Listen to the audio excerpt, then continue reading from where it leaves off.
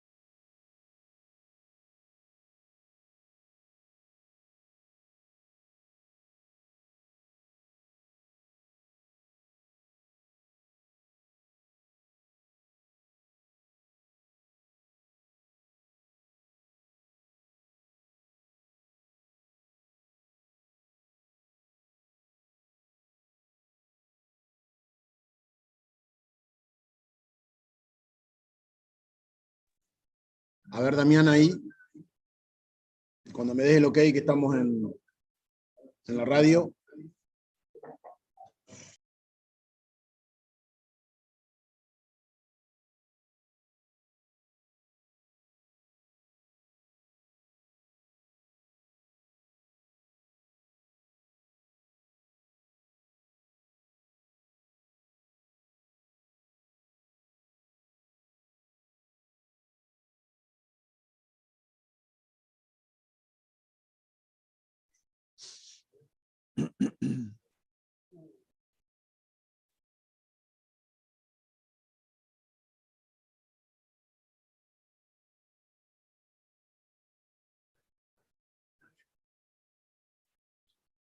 Muy bien.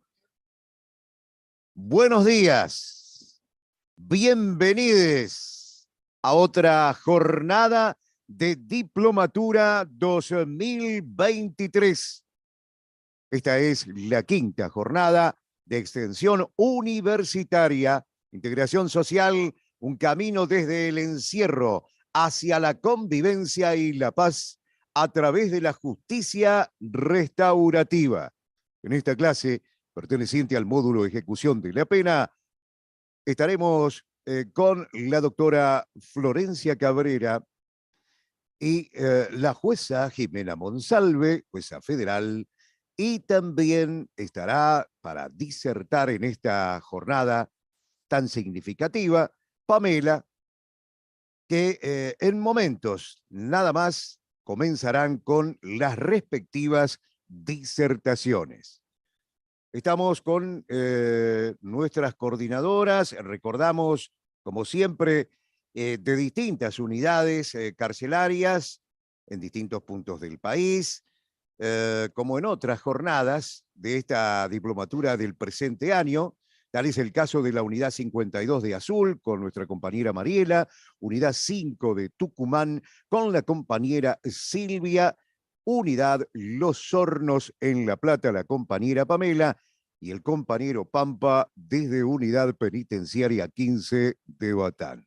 Estamos transmitiendo a todos ustedes desde el Salón Punto de Paz de Liberté. Muy buenos días a todos, a todas, a todos los alumnos que están conectados. Mi nombre es Mariela. Le doy la bienvenida a una nueva clase de lo que es la Diplomatura 2023 de Integración Social. Este módulo es de ejecución de la pena. Esta diplomatura, como dijo el compañero, es coordinada de distintas cárceles, 5 cárceles de la Argentina. Confluyen muchas ciudades, como lo dijo Batán, La Plata, Tucumán y Chubut, y uno de los objetivos es difundir el trabajo que se viene haciendo de hace mucho tiempo en lo que es la comunidad Liberté y mirar la realidad de la justicia y en este caso de la ejecución penal desde una mirada más adecuada en lo que es el contexto de la integración social de las personas privadas de la libertad. Le doy la palabra al compañero Ricardo, si se encuentra ahí, para que nos... Sí, sí, sí, acá estoy. Cómo es la moderación de lo que es el chat y las charlas en Bien, esta fase. gracias Mariela. Buenos días a todas, a todos y a todes. Les queremos recordar lo siguiente. El chat va a estar cerrado durante la conversación de las personas que hemos invitado para hoy. Luego vamos a pasar a salas y les pedimos que vayan en este orden. Primero recuerden el número de la sala donde están reunidas y reunidos. Número 2, mantengan las cámaras encendidas. Durante la conversación de las personas invitadas para el día de hoy, mantengan los micrófonos cerrados. Parece como un chino, ¿no? Prendan, apaguen, pero ustedes entienden, es una cuestión de sentido común. Durante la reunión tiene que estar el micrófono cerrado para que podamos todas y todos escuchar mejor. Las cámaras encendidas para que no tengamos que hablar a fantasmas, a nombres. Así que es muy importante que las mantengan encendidas, aun aunque estén haciendo alguna otra cosita, no pasa nada. O sea, pero sí que podamos ver que están efectivamente conectadas y conectados. Luego cuando pasamos a salas, es importante que entren a las salas, o sea, que cuando les llega una indicación en la pantalla del dispositivo que estén utilizando, entren, toquen, acepten la invitación a la sala. Recuerden el número de la sala. Y por último, cada sala debe tener un responsable por esta reunión para que pueda hacer una síntesis de las cuestiones conversadas. Y una cosa más, cuando otorgamos la palabra en los espacios comunes, traten de pasar de manera rápida la parte formal de las presentaciones. Si cada una y cada uno de nosotros empieza a contar su historia de vida, efectivamente nos distrae del tema central de la reunión de hoy. Recuerden que esto es un encuentro, vamos a llamar una conversación académica, y eso hace que nos centremos en un tema en particular, que son los planteos de cada uno de los ejes temáticos de las clases. Así que yo esto lo voy a decir una y otra vez, porque es importante que nos ordenemos, porque somos muchas y muchos los que participamos y tenemos cosas para decir aquí. Así que les deseo a todas y a todos que disfruten del encuentro de hoy. Un abrazo.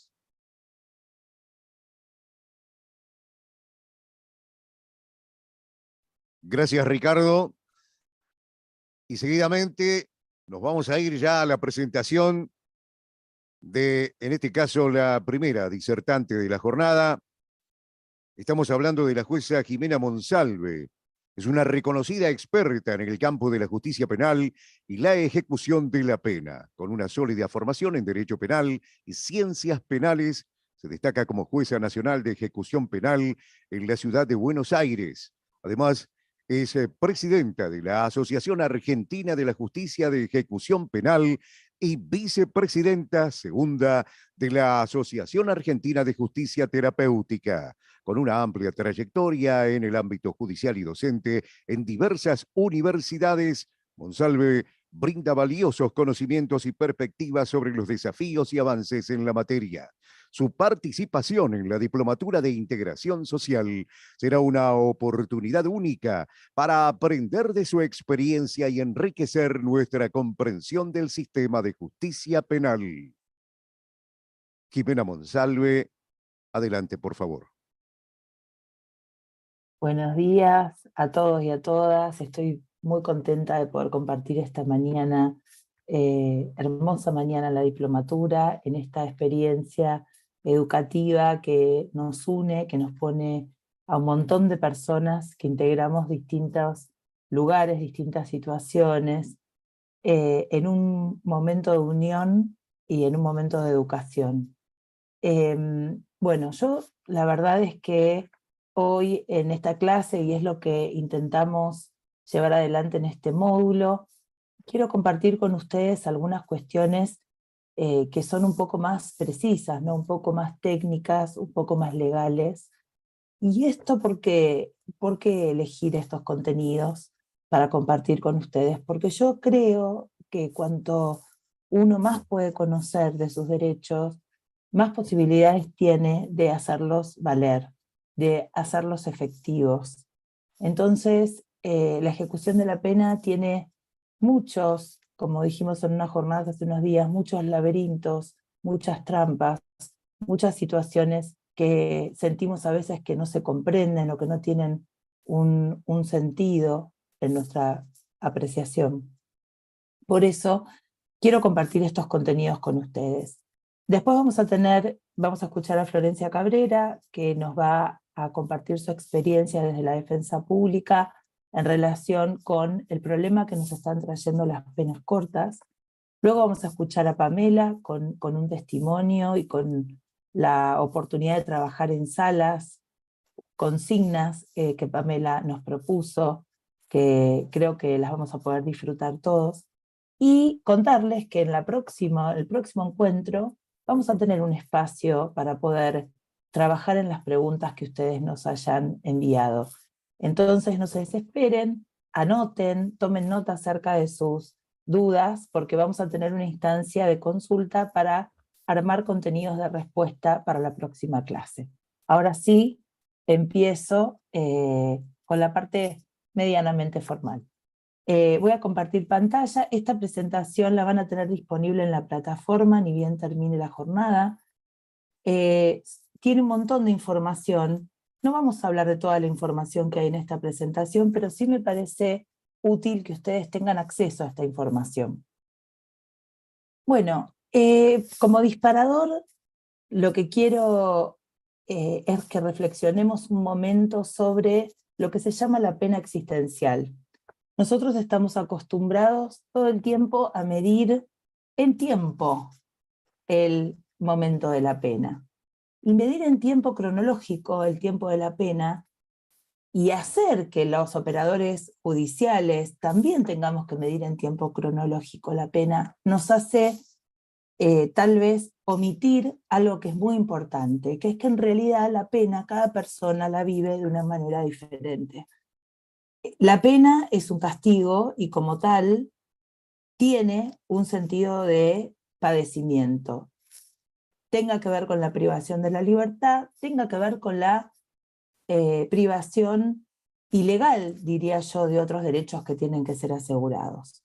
Pero es muy importante que no perdamos de vista que la pena existencial es la que sufrimos y que cada una de las personas que está atravesándola, sea de la manera que sea, privado de la libertad, en cumplimiento de una medida alternativa, en cumplimiento de una salida anticipada o de un beneficio, como les gusta decir a muchos, yo no hablo de beneficios, yo hablo de derechos. La ley dice que si las personas cumplen determinados requisitos, tienen que acceder a ese derecho de libertad anticipada. Entonces, no hablemos más de beneficios, porque no estamos haciendo beneficencia.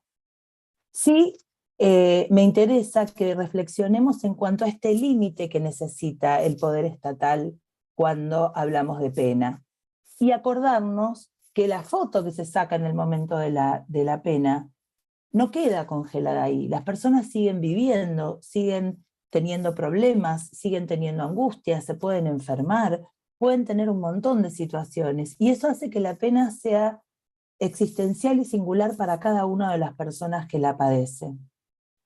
Sabemos que desde hace un tiempo hay un proceso que comenzó con, después de la última posguerra, de la Segunda Guerra Mundial, en donde cambió un poco la mirada de la pena. ¿Por qué? Porque la pena dejó de ser administrativa. Antes la justicia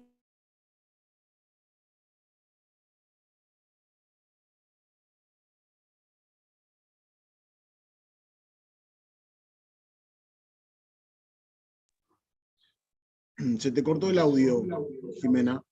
¿Puede ser? Yo la veo Sí, congelada también, sí, por se ahí quedó tiene algún congelada. problema, sí, de señal.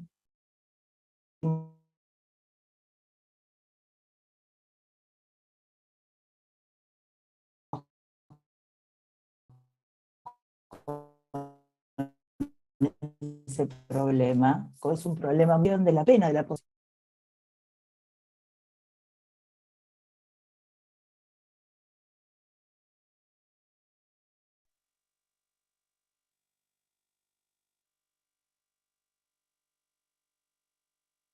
Ahí volví, hubo como una baja de tensión y Sí, se sí, sí.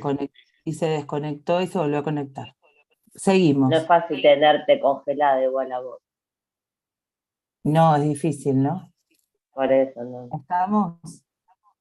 ¿Seguimos? Bueno, Sí, sí, sí. entonces parecería que avanzamos, pero no avanzamos, en mi parecer, todavía lo suficiente. Tenemos un marco constitucional que consagra el principio de humanidad en el artículo 18, y tenemos una constitución nacional que tomó los estándares internacionales en cuanto a las garantías mínimas que se tienen que asegurar para el cumplimiento de la pena. Muy importante que conozcamos el artículo 5.6 de la Convención Americana de Derechos Humanos, que consagra justamente el principio de integración social. Las personas no pueden ser castigadas.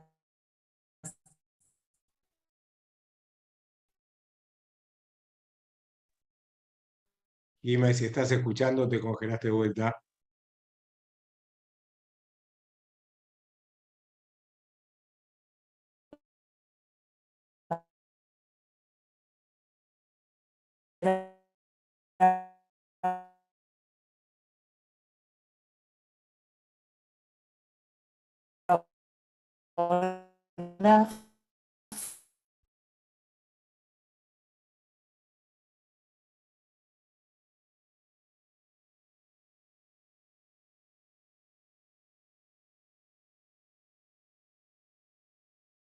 Vamos a tener que pasar una votación si hay tiempo de descuento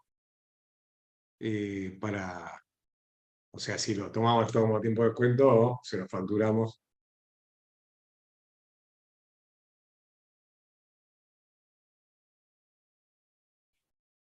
Ahí se está reconectando.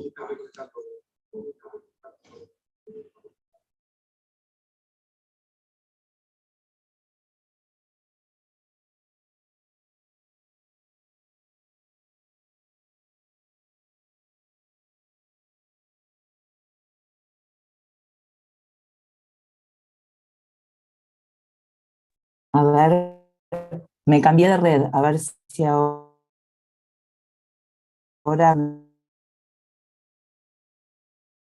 Se escucha entrecortado, Jimena. Ahora, a ver, me cambié de red. Díganme si ahora recuperó. Ahí va bien. Ahí va bien. Nunca me pasa esto, no lo puedo creer. Bueno, Es retomo. una frase excelente. Sí, sí.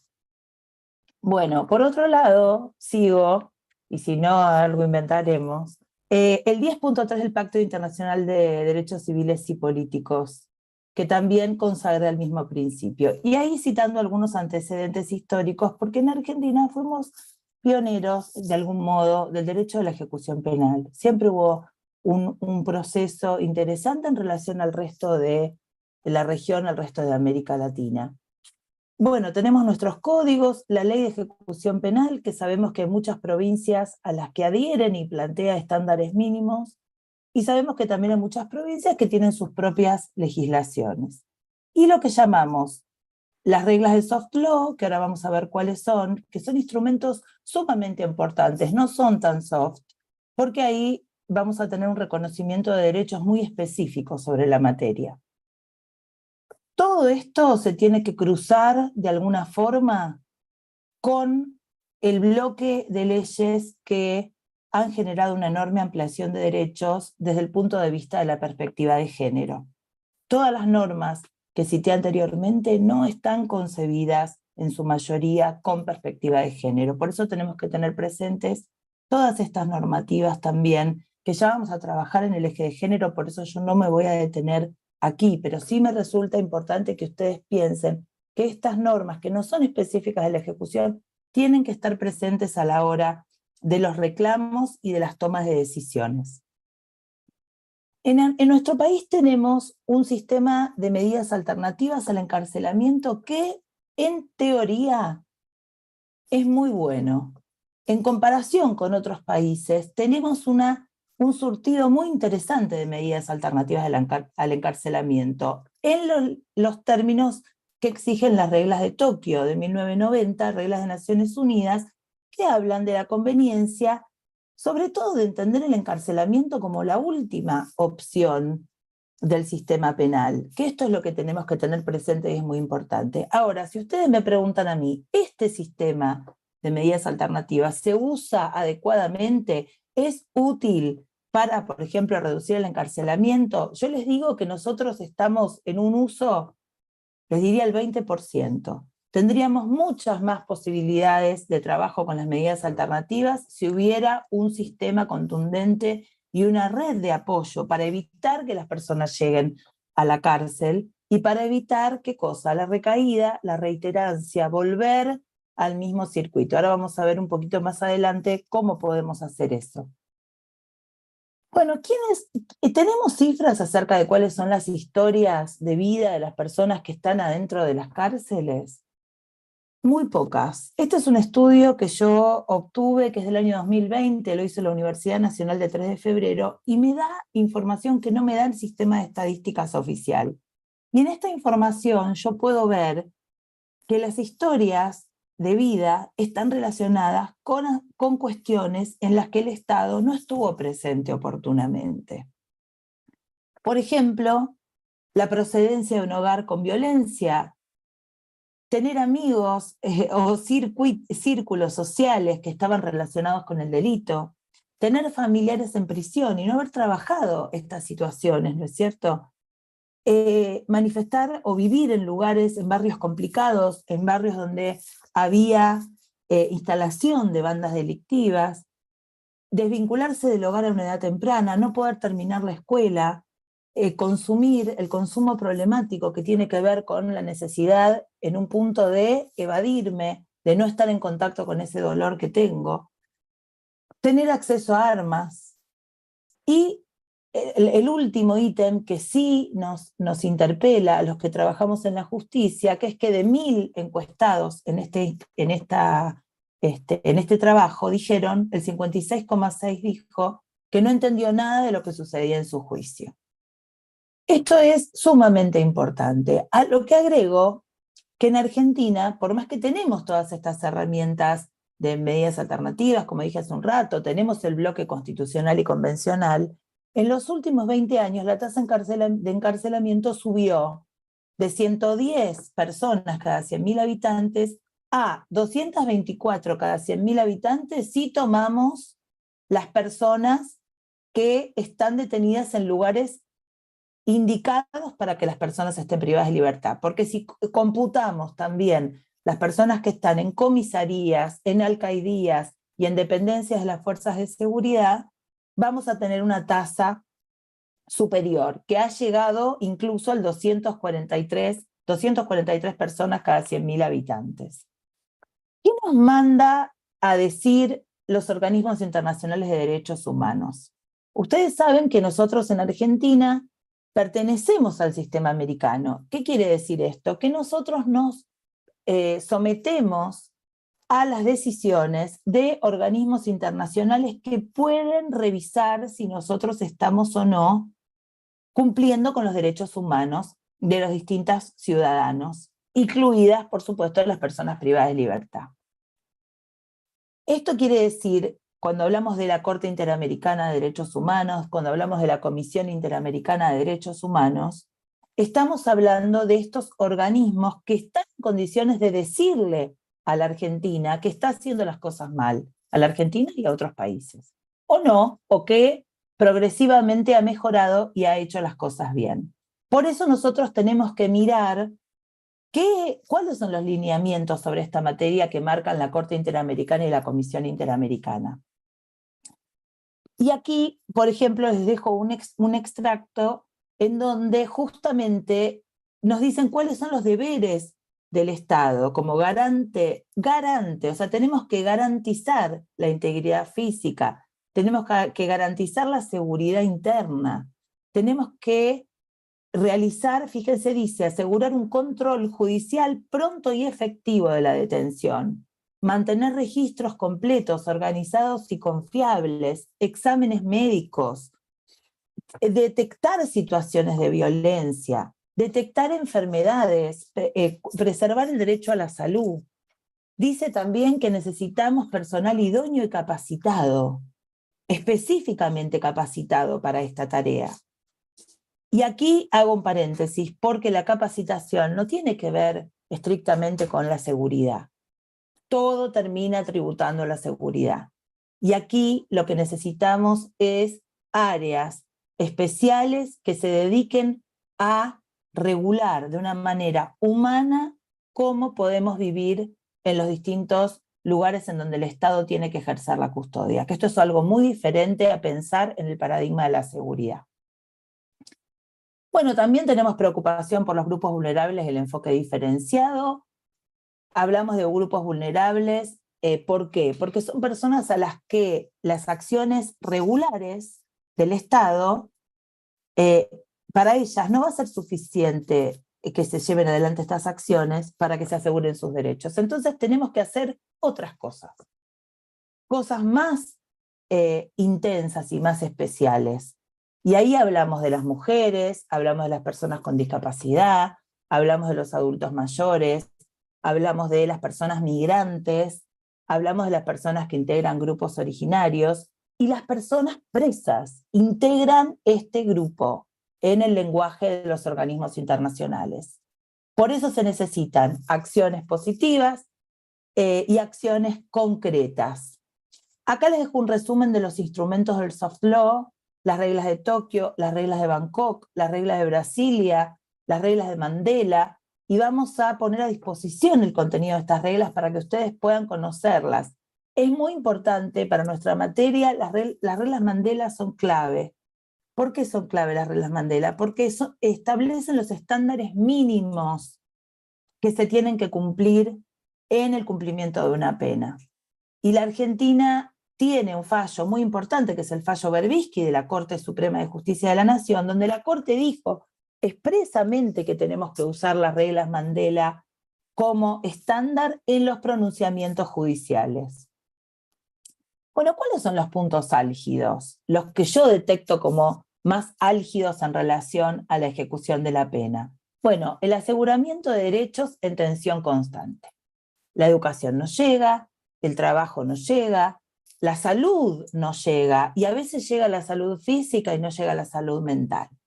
Entonces acá hay una tensión entre lo que el Estado puede financiar, puede asegurar, la cantidad de personas que pueden estar alojadas recibiendo este tipo de derechos que tienen que asegurarse, y la realidad. La interdisciplina, entender cómo trabajamos no desde la mirada de la ley, desde la mirada de las ciencias de la conducta, porque nosotros estamos trabajando con situaciones que comprenden problemas de conducta. Y la ley no estudia por vía de principio las ciencias de la conducta. Por eso necesitamos psicología, psiquiatría, trabajo social, criminología, medicina, pero como pares de la ley, no como auxiliares de la ley. Las relaciones interinstitucionales, la red. Hoy en este lugar somos un ejemplo de red. Somos un montón de instituciones que estamos trabajando porque se puedan cumplir estos estándares, pero sepamos que desde la justicia solamente un juez atrás de un escritorio no va a conseguir asegurar los derechos. Se necesitan otras acciones, programas, personas que quieran organizarse y a través de su organización puedan ayudar con el paradigma de integración social. Necesitamos centros de salud, necesitamos educadores, educadoras. Entonces, saquemos del foco el pensamiento de que porque vamos a acudir a una instancia judicial vamos a poder cumplir con este paradigma constitucional, porque esto no va a pasar. El fracaso de los modelos asistencialistas. Sabemos que no podemos infantilizar más a las personas que están cumpliendo una pena. No son personas que tienen vulnerabilidades, sí. ¿Son personas que pueden tomar sus propias decisiones? Claro que sí. Si nosotros como Estado pretendemos neutralizar la posibilidad de decidir de las personas que están bajo la custodia del Estado, después queremos abrir la puerta de una cárcel, que salgan y que esa persona tome buenas decisiones, esto es una gran contradicción. Ahora vamos a ver una perla del paradigma del desistimiento y vamos a tratar de pensar juntos por qué estos modelos asistencialistas no van más. Bueno, los costos, nadie quiere invertir, no es popular para la política invertir en estos estándares. El pensamiento político y el discurso político tiene que ver con encarcelar, sacar a las personas de circulación y creer que, no sé, que van a quedar ahí eternamente y que nunca va a pasar nada más con eso. Y eso es lo que se le vende a la ciudadanía. La ciudadanía cree que ese es un paradigma posible. Esto conforma lo que se llama el populismo penal punitivo, que es este modelo en donde nos venden un sentido de falsa seguridad, también un sentido de falsa inseguridad. En Argentina somos el segundo país con estadística, el segundo país con menos cantidad de homicidios de la región, por ejemplo, y esto no lo sabe nadie. No somos un país que tenga alta tasa delictiva. Bueno, aquí tenemos que reflexionar sobre eso. Les voy a dejar acá los estándares más importantes que consagra la ley 24660 y los principios fundamentales que están consagrados en la ley. El principio de legalidad, todo lo que esté legislado se podrá hacer, lo que no esté legislado no podemos vulnerar derechos ni generar restricciones si eso no está previsto por ley. La proporcionalidad es un principio fundamental. Y el ejemplo es muy claro. Si se cometió un delito menor, la respuesta punitiva tiene que ser menor.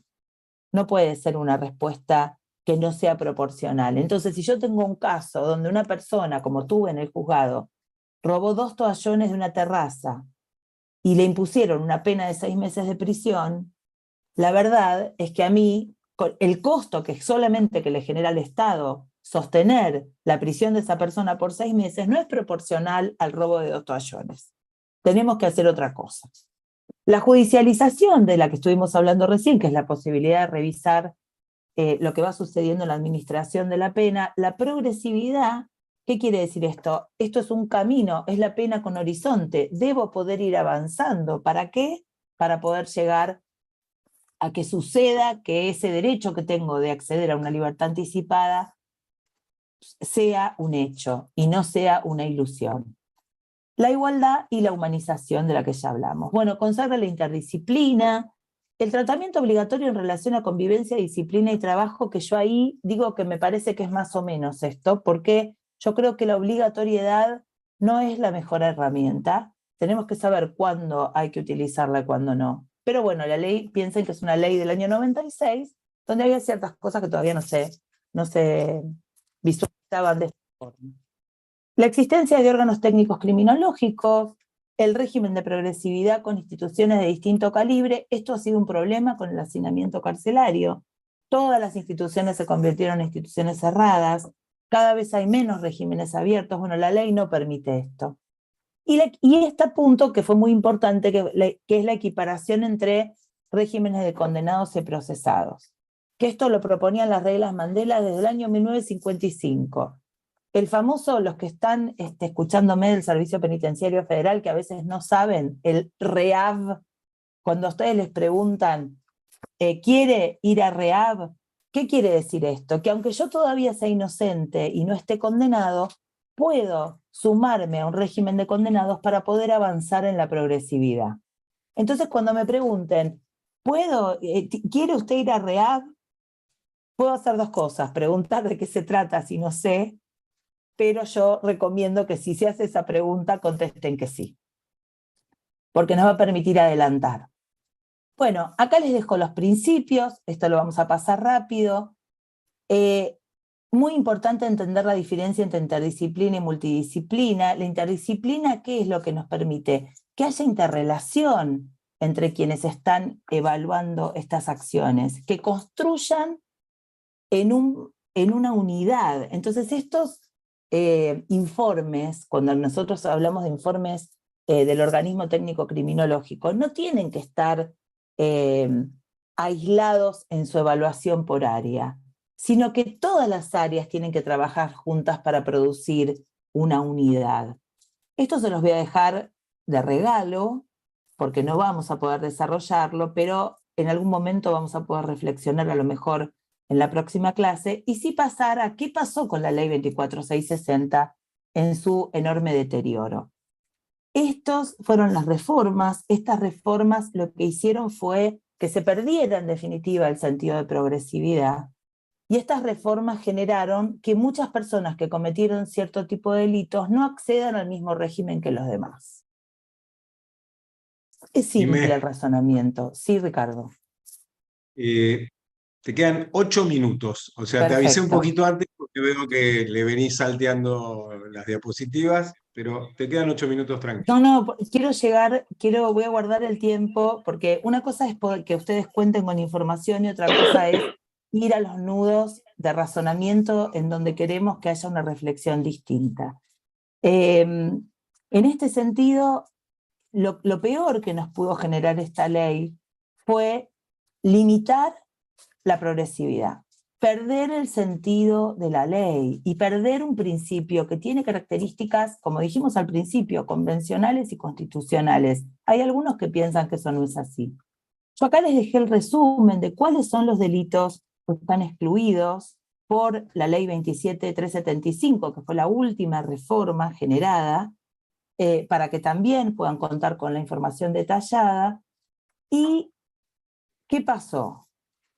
Aparecieron dos artículos que desde mi perspectiva, y conforme lo pude escribir en una resolución al declarar la inconstitucionalidad de esta norma, estos artículos lo que hicieron fue crear una falsa progresividad, en acceso a un régimen que recién el último año permite una salida en un último trimestre, y no importa la longitud de la pena.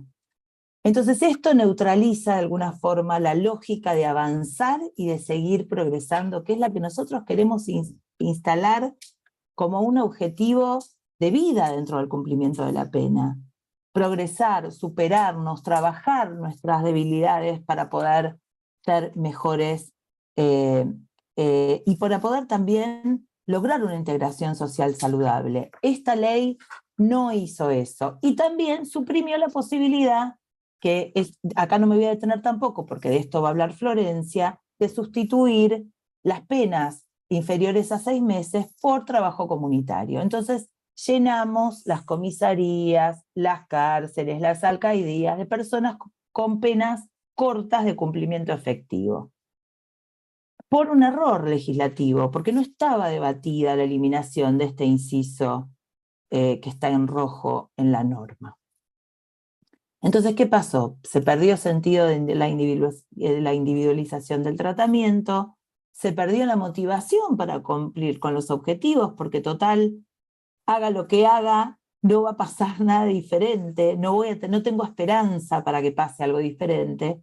Y por último, hubo un aumento considerable de la población carcelaria.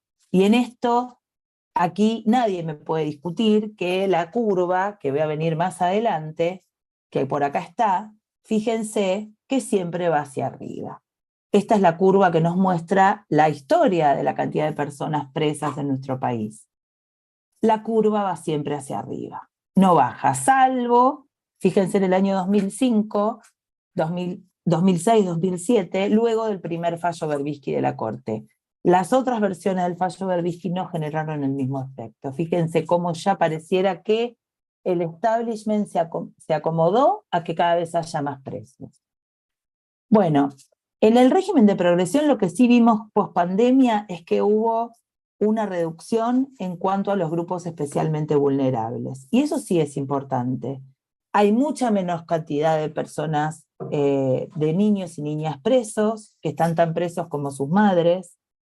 Hay menor cantidad de personas trans presas, hay menor cantidad de personas embarazadas presas, pero no están completamente dosificadas las medidas alternativas como se debieran. Bueno, acá les dejo un resumen de algunas falacias, como por ejemplo, cuánta cantidad de gente está sin trabajo remunerado en cárceles, al 64%, sin capacitación laboral, perdón, el 80%, sin programa educativo de ninguna índole, el 49%. Ojalá que esta diplomatura, por ejemplo, sirva como una herramienta educativa para el acceso a ese 49% que según 2021 no tenía acceso. En periodo de prueba, solamente está el 12% de las personas. Esto derriba el mito de la puerta giratoria. Sin salidas transitorias, el 92,6% de la población carcelaria de la Argentina, y sin régimen de semilibertad, el 97,6%. Así que es mentira que hay laxitud en el otorgamiento de este tipo de institutos.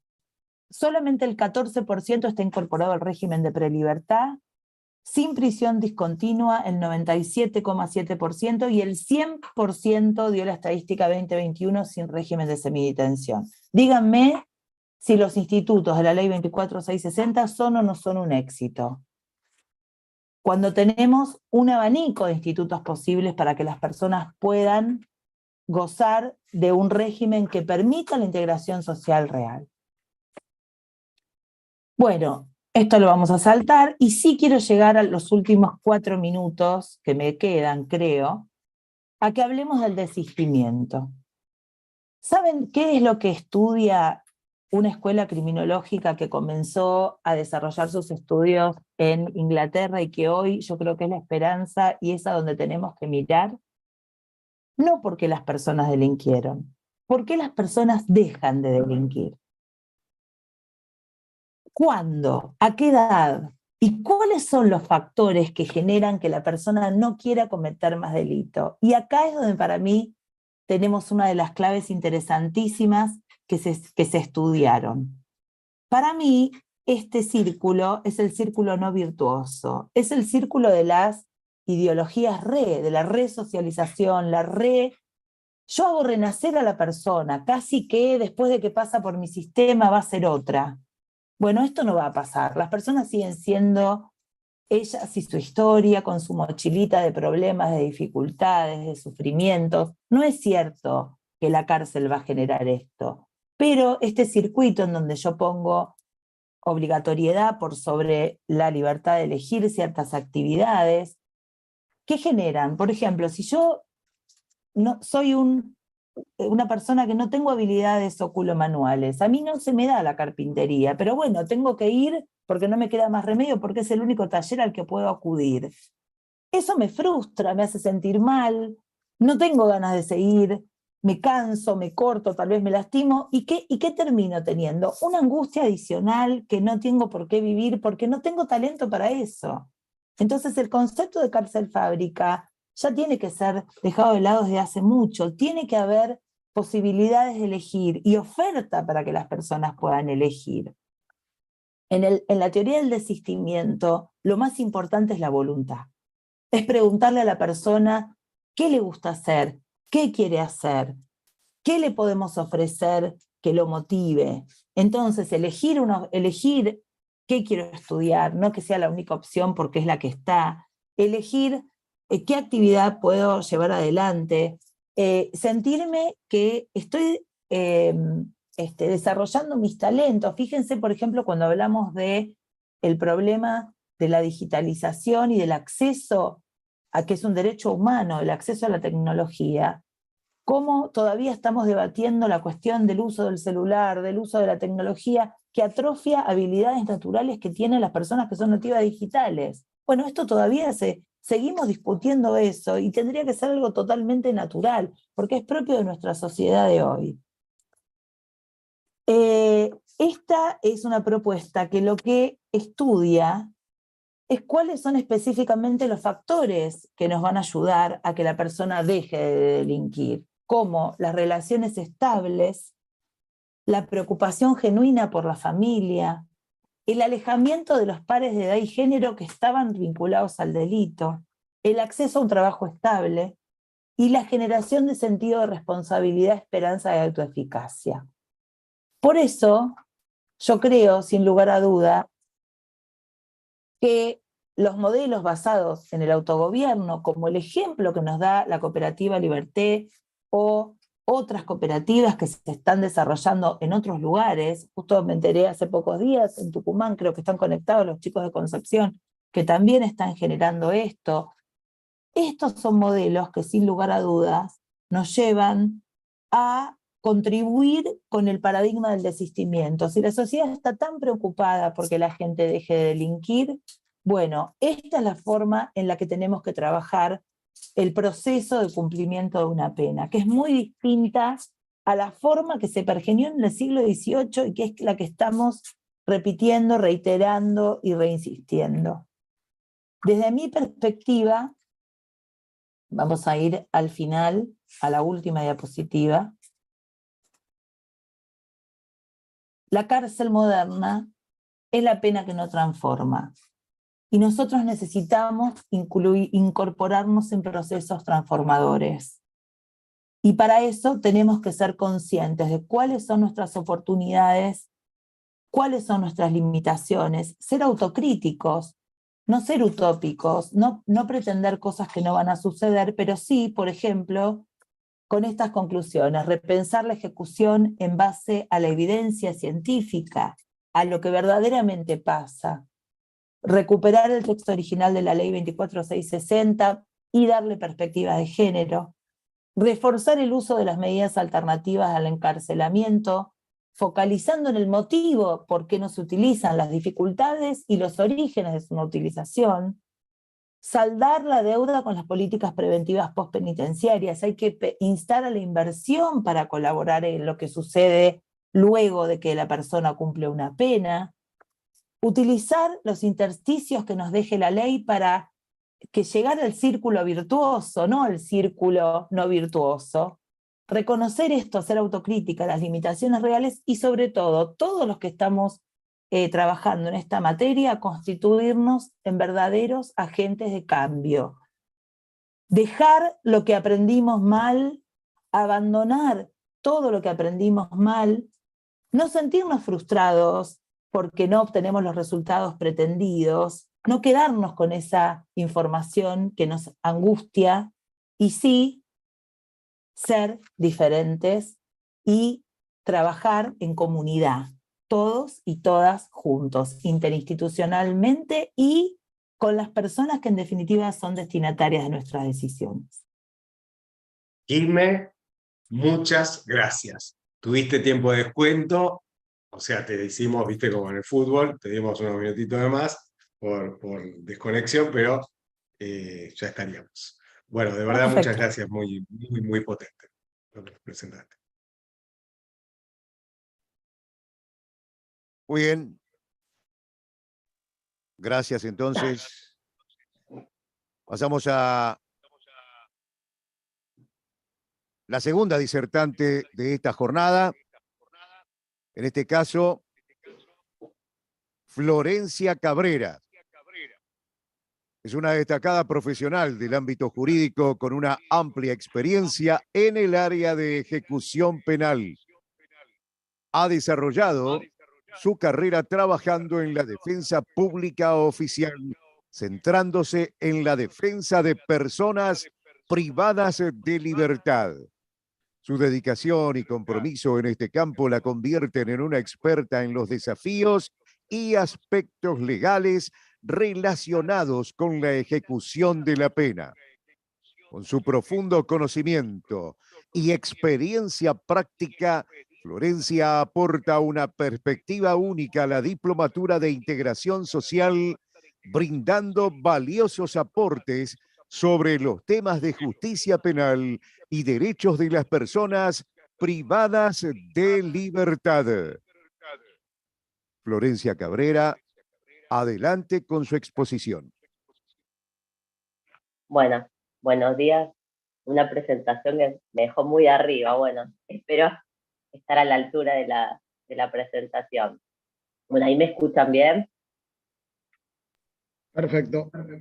Buenísimo. Bueno, Florencia, en primer una lugar, cuestión sí, técnica. sí. Yo te aviso y digamos cuando te quedan 5 minutos. ¿De acuerdo? Dale, buenísimo. Bueno, en primer lugar, agradecerles por permitirme participar en este espacio, especialmente a Jimena, que siempre me convoca cuando organiza una actividad. Bueno, para quienes no saben, yo soy secretaria de una unidad de letrados móviles de ejecución, que justamente trabaja ante el juzgado de Jimena, así que de lunes a viernes discutimos bastante, así que valoro doblemente que me invite a participar. Bueno, la intención de mi exposición va a ser hablarles de la problemática que conllevan las penas de corta duración en la etapa de ejecución penal. Más que nada, lo que voy a tratar de transmitirles es qué es lo que suele suceder en la práctica cuando una persona que está condenada a una pena de corta duración solicita un egreso anticipado. Sí me gustaría hacerles primero una aclaración, porque cuando se habla de penas cortas, por lo general se habla del universo de penas que van hasta 3 años de prisión de efectivo cumplimiento. En este caso particular, o sea, dentro de un universo de penas cortas hay diferentes supuestos, cada uno con su complejidad particular. Yo en el caso de hoy, cuando hable de penas cortas, me voy a referir a esas penas que por su escasa cuantía permiten un muy breve desarrollo del programa de tratamiento individual, o sea, la persona ingresa al régimen de condenado y enseguida alcanza el requisito temporal para poder solicitar un egreso anticipado, llámese libertad condicional, libertad asistida. Y el otro supuesto, que es todavía más complejo, son aquellas personas que, o sea, la pena de escasa duración no permite directamente ningún tipo de aplicación del programa de tratamiento individual. O sea, la persona ingresa al régimen de condenado ya con el requisito temporal cumplido, que se le cumple en forma inmediata. Bueno, hecha esta aclaración, les tengo que decir que la problemática de las penas de ejecución no es algo novedoso en el fuero, pero sí que ha tenido mayor trascendencia en los últimos años a partir de 2 modificaciones normativas que han hecho que aumente exponencialmente el número de penas cortas que tramitan en el fuero de ejecución penal. Por un lado, la sanción de la ley de flagrancia, que como saben es un procedimiento especial que está previsto en el Código Procesal Penal, que tuvo por fin agilizar los procedimientos judiciales en aquellos casos de delitos dolosos cuyos autores sean sorprendidos antes, en el momento o inmediatamente después de cometer un delito. En esos casos, para que se den una idea, un delito puede ser cometido y a los 3 días el legajo puede estar tramitando en el fuero de ejecución penal. Y la otra circunstancia, como dijo Jimena, fue producto de la última reforma que se llevó a cabo de la ley 24660, que entró en vigencia en agosto del 2017, que suprimió la posibilidad de convertir las penas de hasta 6 meses de prisión en trabajos para la comunidad. O sea, la ley 24660 en su redacción anterior, en el artículo 35, preveía que en aquellos casos en que al momento de la sentencia definitiva la pena privativa de la libertad no excediese de 6 meses, eso se podía convertir en prisión discontinua o en semidetención. Y a través de un juego con el artículo 50, eso se convertía en trabajos para la comunidad. Lo cierto es que esta posibilidad no existe más a partir de la última reforma, y esto genera que en ejecución tengamos infinidad de penas de escasa duración. Tenemos penas de 15 días de prisión. O sea, ustedes se preguntarán, o sea, ¿qué hacemos con una pena de 15 días de prisión? ¿Para qué sirve una pena de 15 días de prisión? Para nada. O sea, pero bueno, es lo que sucede hoy en día en el fuero de ejecución. Entonces, ¿cuál es el inconveniente? Como ustedes saben, la ley de ejecución en el artículo 1 es clara en cuanto al objetivo que tiene, que es procurar la adecuada reinserción social de la persona que cumple una pena privativa de la libertad. Esto en consonancia con normativa internacional que hoy integra nuestro bloque de constitucionalidad, como dijo Jimena, el artículo 5.6 de la Convención Americana de Derechos Humanos o el artículo 10.3 del Pacto Internacional de Derechos Civiles y Políticos. O sea, claramente es un fin preventivo especial. Ahora bien, ¿cómo se logra ese ideal resocializador? Bueno, a través de la implementación de un tratamiento multidisciplinario e individualizado. Digo individualizado entre comillas porque ustedes sabrán, sobre todo quienes están privados de la libertad, que los programas de tratamiento individual terminan siendo en la práctica más o menos todos una copia del otro, salvo en el caso de algún delito en particular.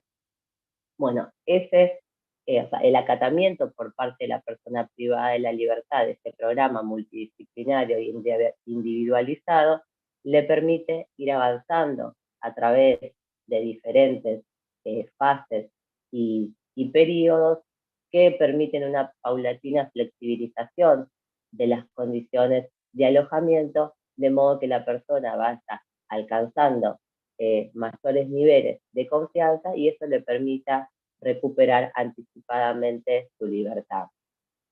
Ahora bien, este esquema, que parece muy lindo, cuando se lo lleva a la esfera de lo práctico y especialmente en el segmento de penas cortas, resulta impracticable, justamente porque es una lógica que no está pensada para las penas de corta duración. Entonces, cuando uno pide un egreso anticipado en una pena de corta duración, hoy en día lo que está pasando es que nos encontramos con un proceso burocrático que no, justamente por esa sencilla razón de que esta lógica de que yo les hablé no está pensada para ser aplicada en penas cortas.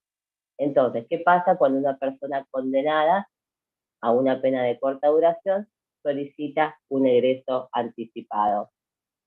Bueno, como ustedes saben, ahí se solicita informes al Servicio Penitenciario Federal.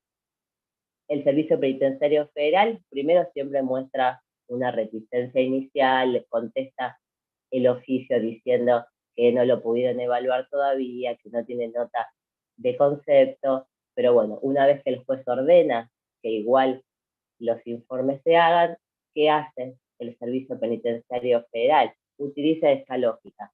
Trata de encorsetar el caso de quien está condenado a una pena de corta duración a la misma lógica de alguien que está condenado a una pena de mayor envergadura.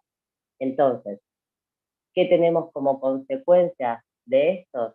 Bueno, nos llegan informes de evaluación que lo que contienen son datos de la historia de vida del interno, el historial criminológico y toda una serie de factores estandarizados que se suelen dar en todos los casos, como ser pobreza, marginalidad, consumo problemático de sustancias, que lo que terminan haciendo es un etiquetamiento de ese sujeto como un sujeto carcelario, pero en realidad no nos dicen absolutamente nada respecto de, aunque sea su breve tránsito intramuro, o algo que nos sirva para poder evaluar seriamente un egreso anticipado.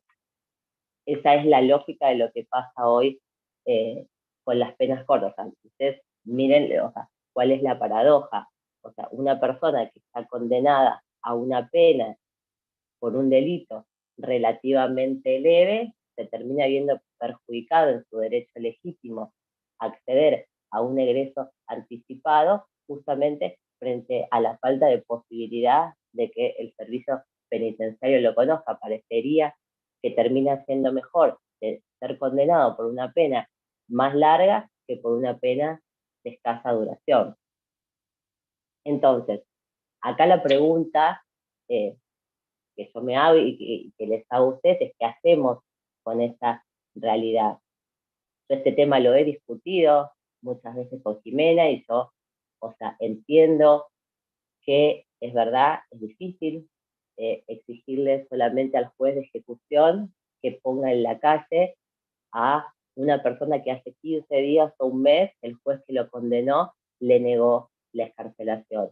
Y claramente creo que, o sea, la solución debería estar en una etapa anterior, esa pena no debería llegar al fuero de ejecución. Pero lo cierto es que hoy llegan y por lo tanto yo me desempeño en el foro de ejecución y mi función es tratar de buscar una solución a la problemática que hoy se nos presenta. Bueno, entonces, acá es donde yo digo, siempre tenemos que tener en cuenta que los informes penitenciarios no son vinculantes. O sea, no niego la importancia que tienen esos informes penitenciarios. De hecho, hay muchos fallos de nuestra Cámara de Casación Penal que les da una gran importancia, que de hecho la tienen porque el servicio es quien tiene un contacto directo y fluido, un contacto diario con la persona privada de la libertad. Ahora bien, los informes del servicio penitenciario tampoco son palabras santas. Y entonces no nos podemos olvidar que el juez de ejecución tiene una función de controlar la razonabilidad y la objetividad de esos informes penitenciarios. Y cuando esos informes penitenciarios sean contradictorios o se advierta una arbitrariedad manifiesta, el juez de ejecución puede y debe apartarse del contenido de estos informes. O sea, por eso acá yo lo que digo es, el juez de ejecución a la hora de resolver un egreso anticipado, no puede desconocer esta lógica que yo les comenté con la que opera el servicio penitenciario en el caso de penas cortas. Este automatismo con el que opera el servicio penitenciario no puede ser desconocido por el juez de ejecución. Es una variable que sí o sí la debe tener en cuenta a la hora de adoptar una decisión. O sea, ese escrutinio de los informes que el juez de ejecución está llamado a hacer a la hora de evaluar un egreso anticipado, en el caso de penas cortas tiene que ser mucho más exhaustivo, porque no se puede desconocer este automatismo con el que les digo que opera el servicio penitenciario. Bueno, en este sentido, hubo un fallo bastante interesante de la Sala Tercera de la Casación, que bueno, es verdad que se dio en la época del COVID, donde se habían flexibilizado algunos criterios en los distintos tribunales. Ese fallo se llama Copalex, bueno, y trae un poco a colación estas cuestiones que yo les decía. Se trató de un caso de una persona condenada a una pena única de 2 años de prisión, a la cual se le había rechazado una libertad condicional. Para rechazar la libertad condicional se habían tenido en cuenta fundamentalmente 2 factores. Por un lado, los informes negativos del Servicio Penitenciario Federal, y por otro lado, el dictamen desfavorable de la Fiscalía de Ejecución.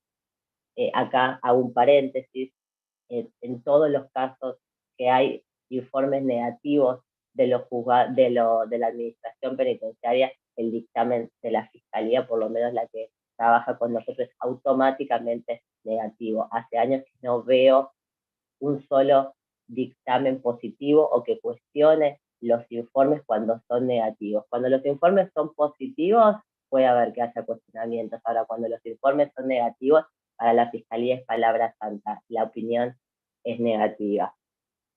Cierro paréntesis y volvemos al caso Copales. Bueno, esas eran las dos cuestiones que utilizó la jueza para denegar el egreso anticipado. La opinión negativa del servicio penitenciario y el dictamen negativo de la Fiscalía, que sostenía que el tránsito intramuros era incipiente y que por lo tanto todavía la persona no había podido capitalizar todas las herramientas que le brinda el tratamiento penitenciario.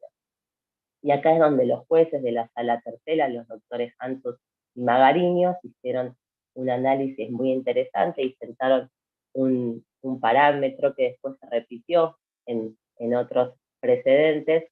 Lo primero que ellos sostuvieron es que no se podía dejar de valorar que se trataba de una pena única de 2 años y que el último delito era una pena de 5 meses por un robo tentado, y que era una pena única porque había 2 penas anteriores en suspenso.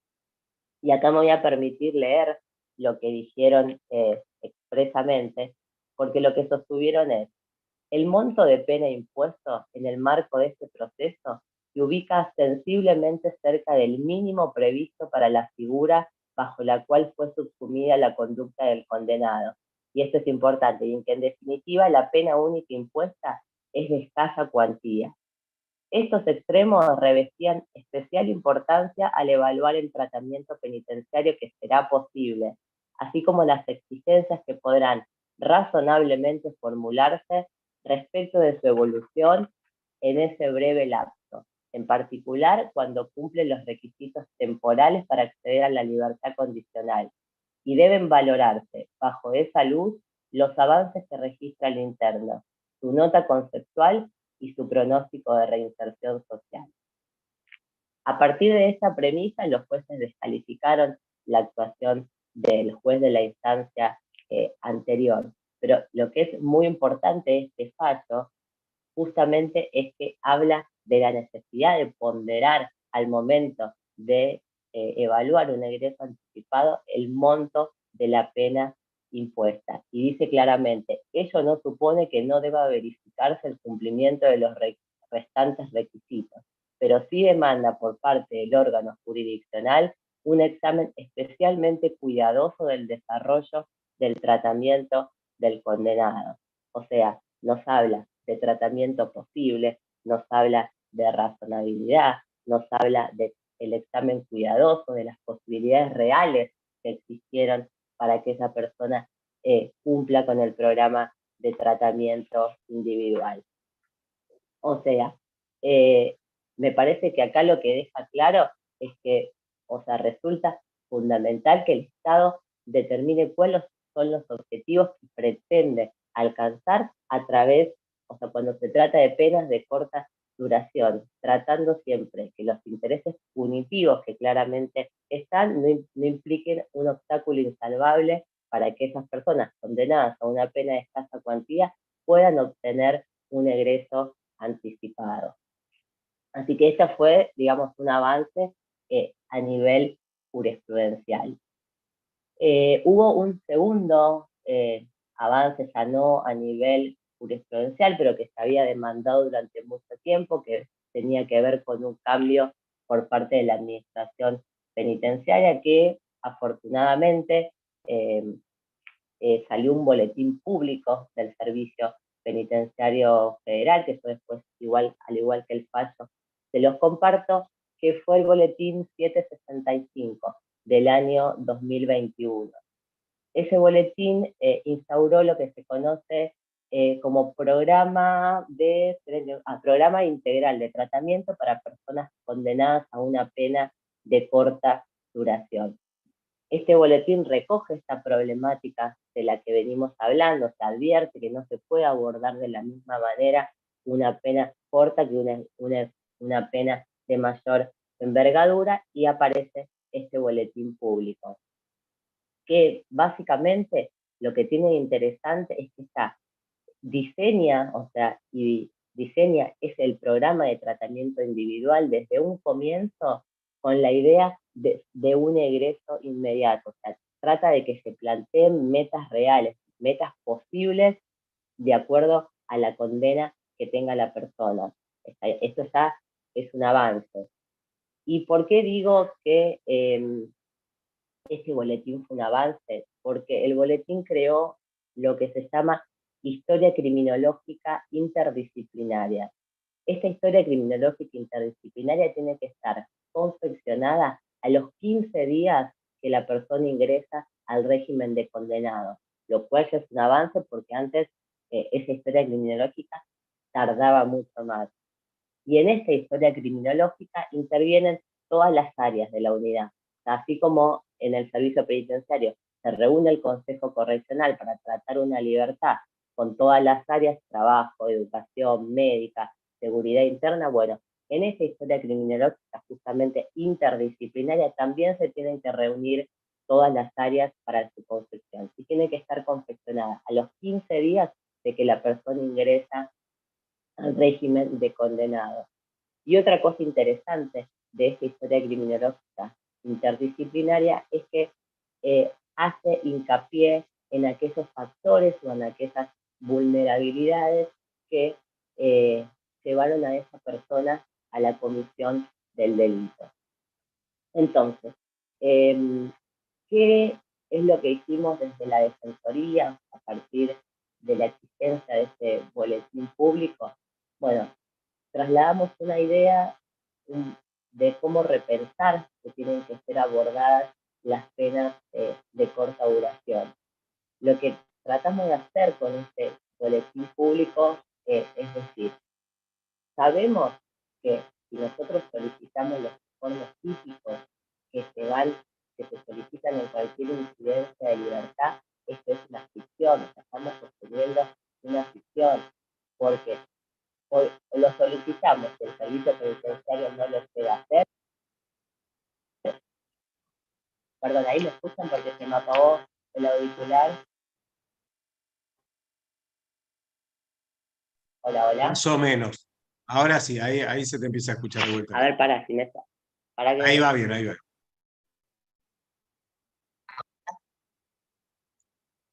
No. Ahora no, para. Ahora sí. Perdón, Sí, sí, Dale, sí. ahí está. Bueno, ¿qué es lo que decimos? Si nosotros en estos casos pedimos los informes típicos que se hacen en una incidencia de libertad, claramente, o sea, somos parte de una ficción, porque sabemos que esos informes no se van a llegar a confeccionar. O sea, imaginémonos en un servicio penitenciario colapsado, en donde, no sé si esto funciona de la misma manera en el servicio penitenciario bonaerense, pero en el federal los informes empiezan a ser confeccionados por el área de sociales. Y el área de sociales lo primero que tiene que hacer es constatar un domicilio. O sea, vamos a una comisaría también colapsada por la situación del país para pedirle una constatación de domicilio. Se reúnen todos los miembros del Consejo Correccional para mantener una ficción, porque todos sabemos que no va a egresar anticipadamente esta persona. Entonces, ¿qué es lo que hicimos a partir de este boletín público? Es decir, esto es un boletín primero que no podemos desconocer, que emana del mismo servicio penitenciario federal, que es obligatorio para ellos, y que no aplicarlo sería de alguna manera como hacer que lo que propone la administración penitenciaria y que uno también reclamaba carezca de toda virtualidad. Entonces lo que le planteamos en palabras sencillas al juez es, esto es el único elemento serio que hoy podemos contar cuando queremos pedir una libertad, sobre todo una libertad asistida en penas de tan corta duración. Exigir cualquier otro documento es, como les dije, sostener una ficción, una cuestión burocrática. ¿Y por qué creemos que este es un elemento útil y eficaz que se tiene que utilizar? Porque, como les dije, acá se reúnen todas las áreas y además están bastante bien identificadas cuáles son las vulnerabilidades o los factores que las llevaron a la persona a delinquir. Entonces, eso se puede traducir en otorgar un egreso anticipado, y esas vulnerabilidades que se marcan, utilizarlas para fijar reglas de conducta individualizadas, porque si no parece que el proceso se agota con el encierro, y no es así, el proceso continúa, existen mecanismos que permitan otorgar egresos anticipados fijando reglas de conducta individualizadas. Así que bueno, esto fue un poco el planteo que se hizo. Ustedes me preguntarán qué pasó. No lo ganamos, como suele suceder en el 99% de los casos. La Fiscalía no nos acompañó con este planteo, y tengo que ser sincera, yo, o sea, fui una activista de este boletín público normativo cada vez que lo solicité. La realidad es que considero que hubo un problema en la implementación, que es un boletín, o sea, en los hechos todavía el servicio penitenciario no lo tiene internalizado. Yo lo pedía y no estaba hecho a los 15 días, me han manifestado muchas dificultades en la implementación, así que por el momento esto no es algo que lo estemos logrando, pero sí que se lo transmito como una forma de tratar de buscar una solución a este problema, de tratar. Me parece que el eje está en intentar demostrarle al juez que esto es la única herramienta posible con la que contamos, y cualquier otra exigencia, cualquier otro tipo de informe termina siendo una utopía y termina perpetrando esta injusticia, que es que quien está condenado a una pena de escasa cuantía vea obstaculizado, o por lo menos que acceda mucho después a su legítimo derecho a acceder a un egreso anticipado. Pero bueno, como dijo Jimena, no hay que frustrarse, yo no me frustro y voy a seguir intentando, digamos, alguna solución a esta problemática que hoy tenemos. Así que bueno, con esto yo termino mi exposición. Espero haber podido ser clara en cuanto a esta problemática, y después quedo abierta a cualquier pregunta o a cualquier intercambio. Yo la verdad que desconozco si en el servicio penitenciario bonaerense existe alguna herramienta como las que le comenté, o jurisprudencia, así que también cualquier cosa que me puedan comentar a mí me enriquece para mi trabajo de todos los días. Muchas gracias, Florencia. Además, estuviste on time, o sea, respetaste el tiempo impecable, impecable. A mí me gusta Y- más hablar que la doctora Monsalve, así que no me extiendo mucho. Bueno, nosotros estaríamos pasando a la ecopausa hasta las 12:40. Perdón, Y 11:40. 35. Y 35. Ah, bueno, hacemos más cortito. Fenómeno. Entonces, hacemos una pequeña pausita, compañeras y compañeros, y nos reencontramos en 10 minutos.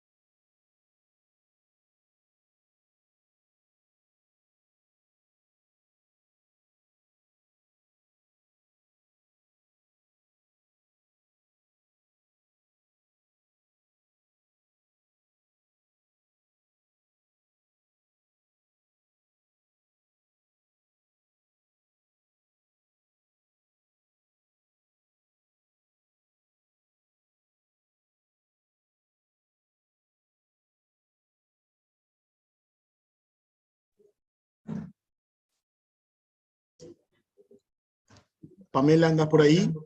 Que no te veo.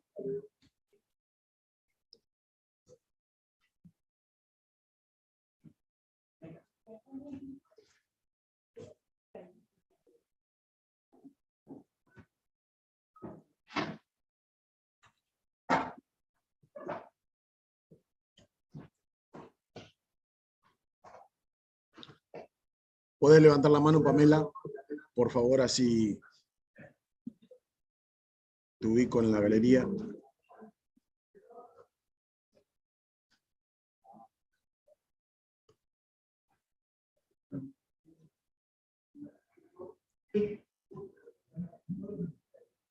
Ahora sí.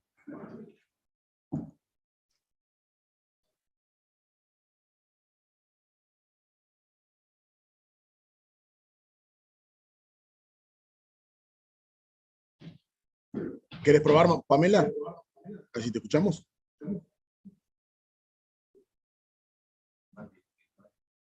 Ah, ahora sí. Dale, pa. Ahí está, Javi, ¿cómo estás? No me dabas paso para el audio. No, ¿qué? Te desconectaste y te conectaste de vuelta, ¿verdad? Claro. Claro, perdiste la... Bueno, ahí estamos.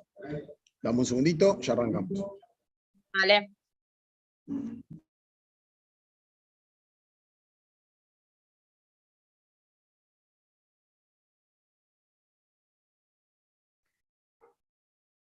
Muy bien.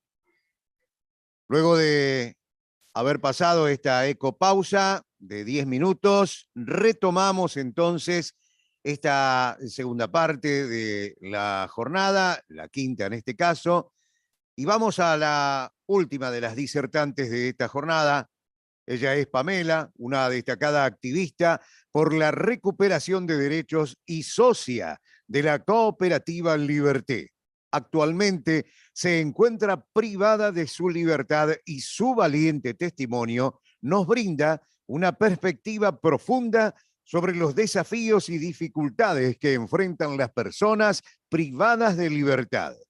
A través de su participación en la Diplomatura de Integración Social, Pamela contribuye enriqueciendo nuestros conocimientos sobre la importancia de la justicia y la integración social, y nos inspira a trabajar por un sistema penal más humano y equitativo. Su voz y experiencia son un valioso aporte para promover un cambio positivo en el ámbito de la justicia penal. Compañera Pamela, adelante con su alocución. Hola, buen día. Qué linda presentación, Miguel, te agradezco. Después de escuchar a Jimena y a Florencia me agarra como en este lugar, ¿no? Ahora, qué nervios. Buen día para todos. Mi nombre es Pamela Roque, me encuentro detenida actualmente en la unidad número 8, en La Plata, en Los Hornos. Soy activista y militante hace muchos años, mucho antes que estar detenida. Y bueno, nos pasó como a muchos, calculo, ¿no? Cuando ingresamos al sistema penitenciario nos encontramos con un montón de trabas, de desafíos, y cuando conocí a la gente de Liberté, empecé a ver que el paradigma se podía cambiar, que hay gente que labura para esto. Esta es, creo que la tercera vez que expongo con ustedes, o la segunda, en la diplomatura anterior también estuve, siempre desde otras unidades. Me la pasé viajando este último año, y mi idea siempre, o por lo menos mi planteamiento siempre es muy crítico, ¿no? Yo soy muy crítica del sistema, soy muy crítica del servicio, soy muy crítica de la justicia, y mi idea, otra vez de esta deserción, era plantear todos los desafíos y todas las contras que tenemos las personas privadas de la libertad, como para poder salir adelante y poder creer en que existe una reinserción posible real. Pero ¿qué pasó? Antes de ayer, cuando estábamos planteando la clase con María Jimena y con Florencia, María Jimena me dijo una frase que me quedó resonando en la cabeza, que fue: la gente necesita esperanza.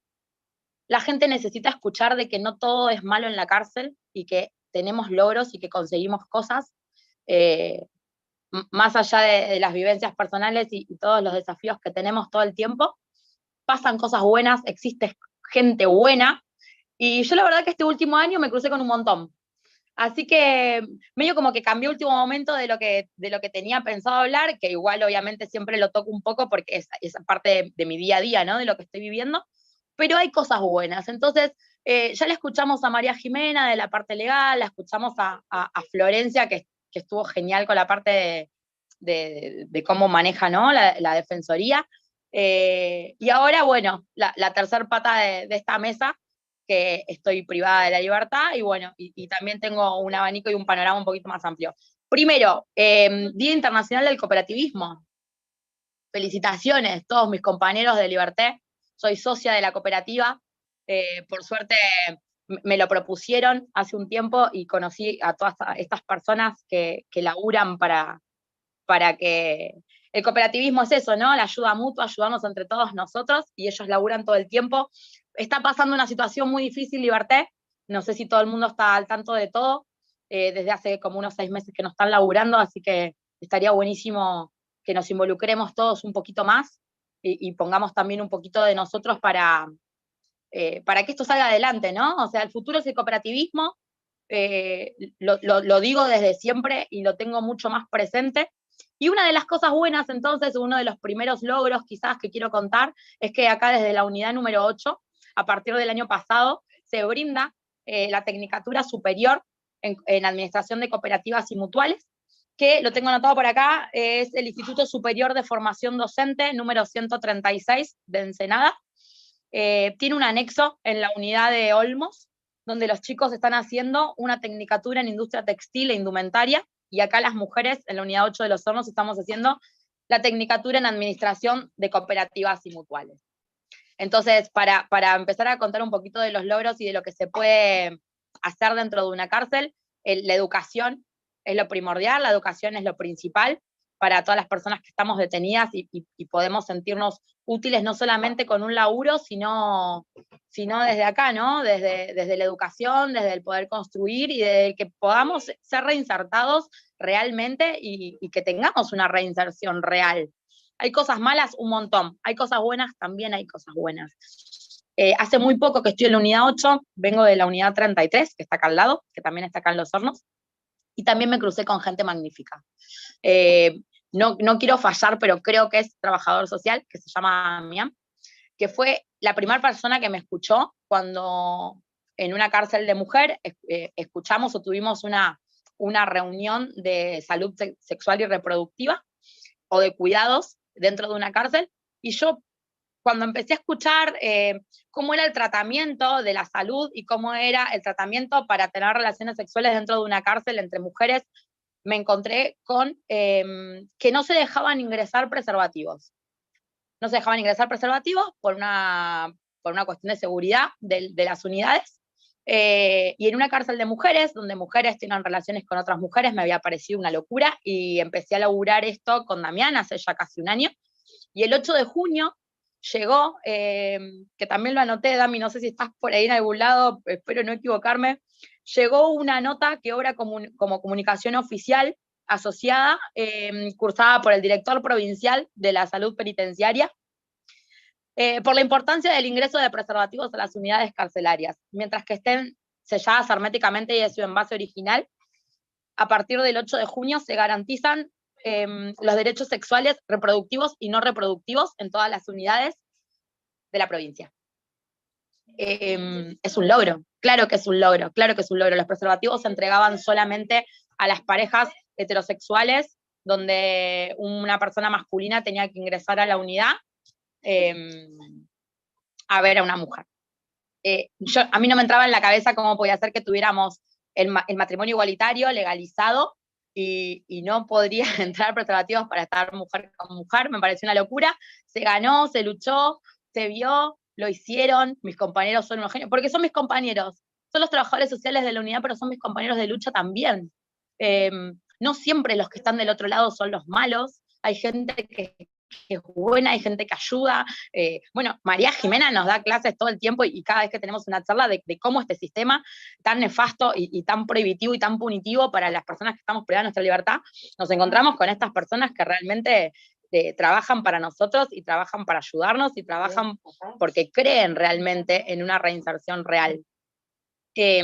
Así que bueno, con eso quería arrancar, con el Día Internacional del Cooperativismo, contarles de la cooperativa que tenemos en la unidad 8, contarles del anexo que tenemos en la unidad de Olmos, y contarles que, bueno, que a partir de ahora también se pueden ingresar preservativos en las unidades de la provincia donde antes no se podían, que también fue una lucha ganada, y un logro que la gente que está del otro lado y la gente que viene y que cree en nosotros y en cómo se puede plantear una condena digna, también nos ayudan para que podamos plantearnos todas estas cosas y podamos resolverlas de una manera más digna, por ejemplo. Estoy muy contenta también que vi las pantallas anteriores. Yo, perdón, estoy desde el celular y estoy desde el pabellón. Yo no tengo acceso al centro universitario los días de los fines de semana, así que estoy hablando de mi celular. No sé si se ve bien, si se escucha bien. Yo empecé a hablar y no paré. Vi que ahí están las chicas de la unidad 31, vi chicas de Seiza. Estoy muy contenta de que esté pasando esto. Estoy muy contenta de que estemos tantos centros universitarios y tantas personas privadas de nuestra libertad, poder reunirnos acá y poder tener esta posibilidad de poder juntarnos, de poder educarnos, de poder informarnos. La educación es lo principal y lo primordial, porque uno tiene que saber sus derechos para poder hacerlos valer. Eso ya lo dije. Liberté me enseñó y me dio cuenta de todo este año de lo que es la lucha colectiva, cuando uno siempre dice que en la cárcel se está solo, te encontrás con esta gente que coopera, que se une, que genera lazos, y que esos lazos nos van mostrando que hay otro camino posible, que no estamos tan solos como creemos, que hay cosas que se pueden hacer en conjunto, y estamos a 500 kilómetros de distancia, y sin embargo pertenecemos a la misma cooperativa y podemos seguir laburando juntos. Estamos a favor de que todas las personas privadas de la libertad puedan tener su celular, puedan tener comunicación con nosotros todo el tiempo, porque no es justo que unos sí y otros no. Así que me puso súper contenta que hoy vi un montón de compañeros dando vueltas de un montón de unidades. No llego a verlos a todos porque les decía, con el celular no tengo acceso a todas las pantallas, pero bueno, quería como agradecerles por estar y que la lucha siga, y todas las compañeras que están luchando para que esto siga siendo. No las puedo nombrar porque seguro me voy a olvidar de alguien. Desafíos que tenemos dentro de la cárcel son un montón. María Jimena hoy estaba hablando del tema de la salud y del tema de la educación. Yo les puedo contar un poquito quizás lo que pasa con el área de educación, que estamos teniendo problemas con las cursadas, estamos teniendo problemas con las salidas, problemas hay siempre.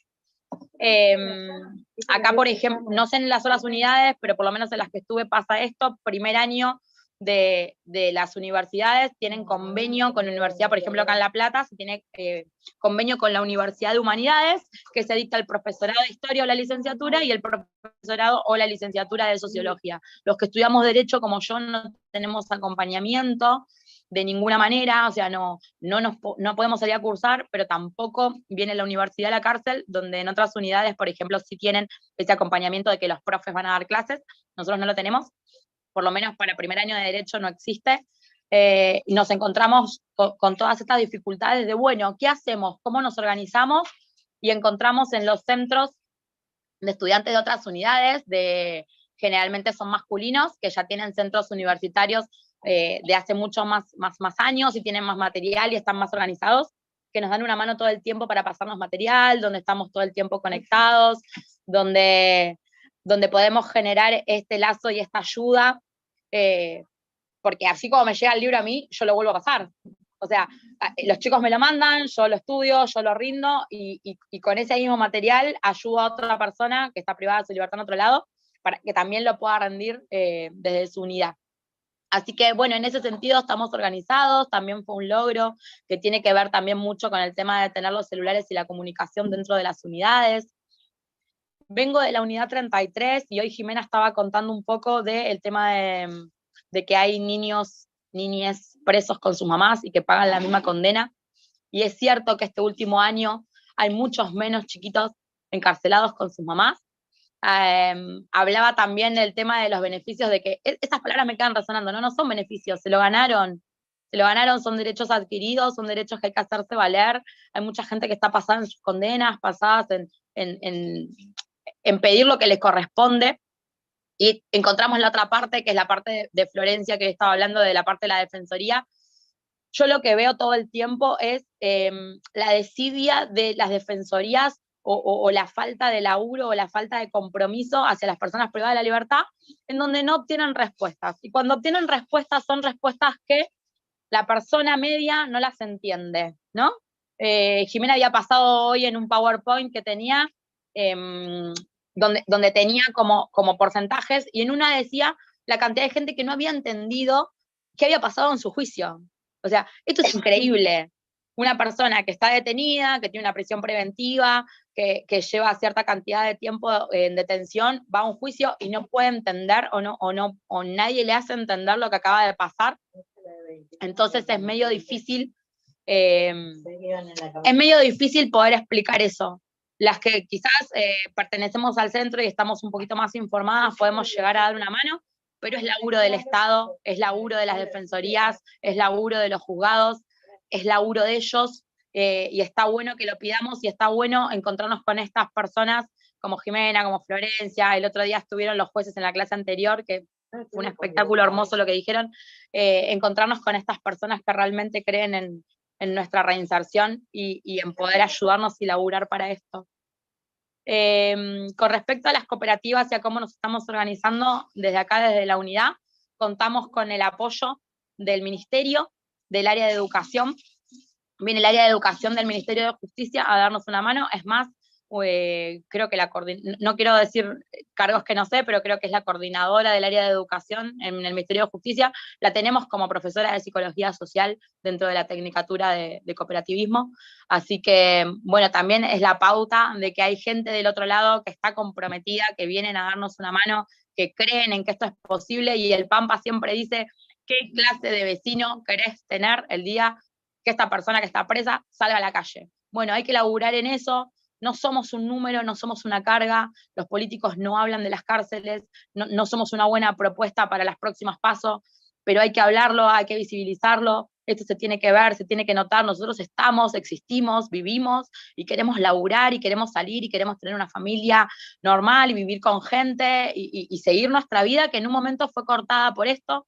No todos somos iguales, hay que ver caso por caso. La expectativa de pena legalmente es una para ciertos delitos, porque así lo marca la ley, pero no todas las personas transitamos la pena de la misma manera, no todos podemos estar condenados de la misma manera, y no todos hacemos la meritocracia tampoco como para poder reinsertarnos realmente. Eso a veces no se tiene en cuenta, o la mayoría de las veces no se tiene en cuenta. Entonces uno se encuentra con personas, con pares, que quizás no les interesa mucho el salir mejor, o quizás quieren salir y volver a hacer lo que hicieron, o se siguen juntando con la misma gente con la que se juntaban. Entonces no es lo mismo ese tratamiento, o cómo lleva esa pena esa persona, a una persona que entró, que se equivocó, que quiere reinsertarse, que quiere hacer las cosas bien, y no se tiene en cuenta. Entonces esto genera un desgaste, y va desencadenando un montón de situaciones que no hay salud física, no hay salud mental, todo cuesta un montón más.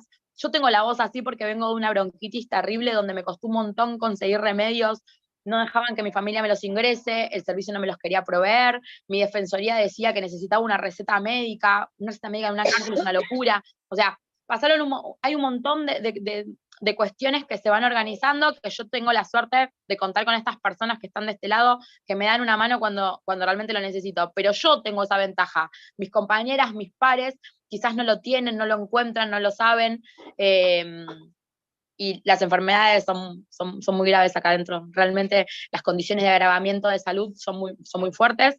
Las condiciones de vivienda son muy fuertes también, pero encontramos esto, un núcleo donde nos podemos unir, donde nos podemos ser escuchados, donde podemos compartir nuestras vivencias, donde podemos ayudarnos mutuamente. Somos como todos una gran cooperativa dentro de todas las personas, ¿no?, que participamos de esta diplomatura, que es de integración social. Nosotros creemos en que esto tiene que ser popular, en que esto tiene que ser integrado para todos. Perdón, ya hablé demasiado. ¿No me conseguís un poquito de agua? Por favor.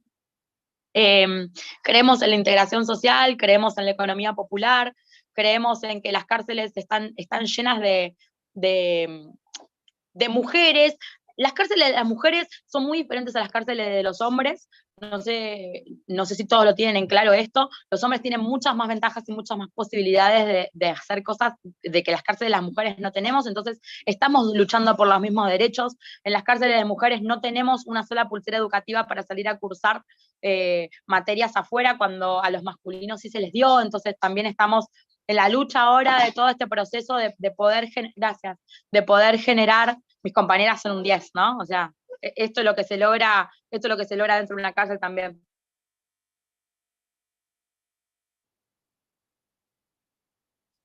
Nos encontramos con gente buena en todos lados, de este lado y del otro. Estaba contando el tema de las pulseras educativas.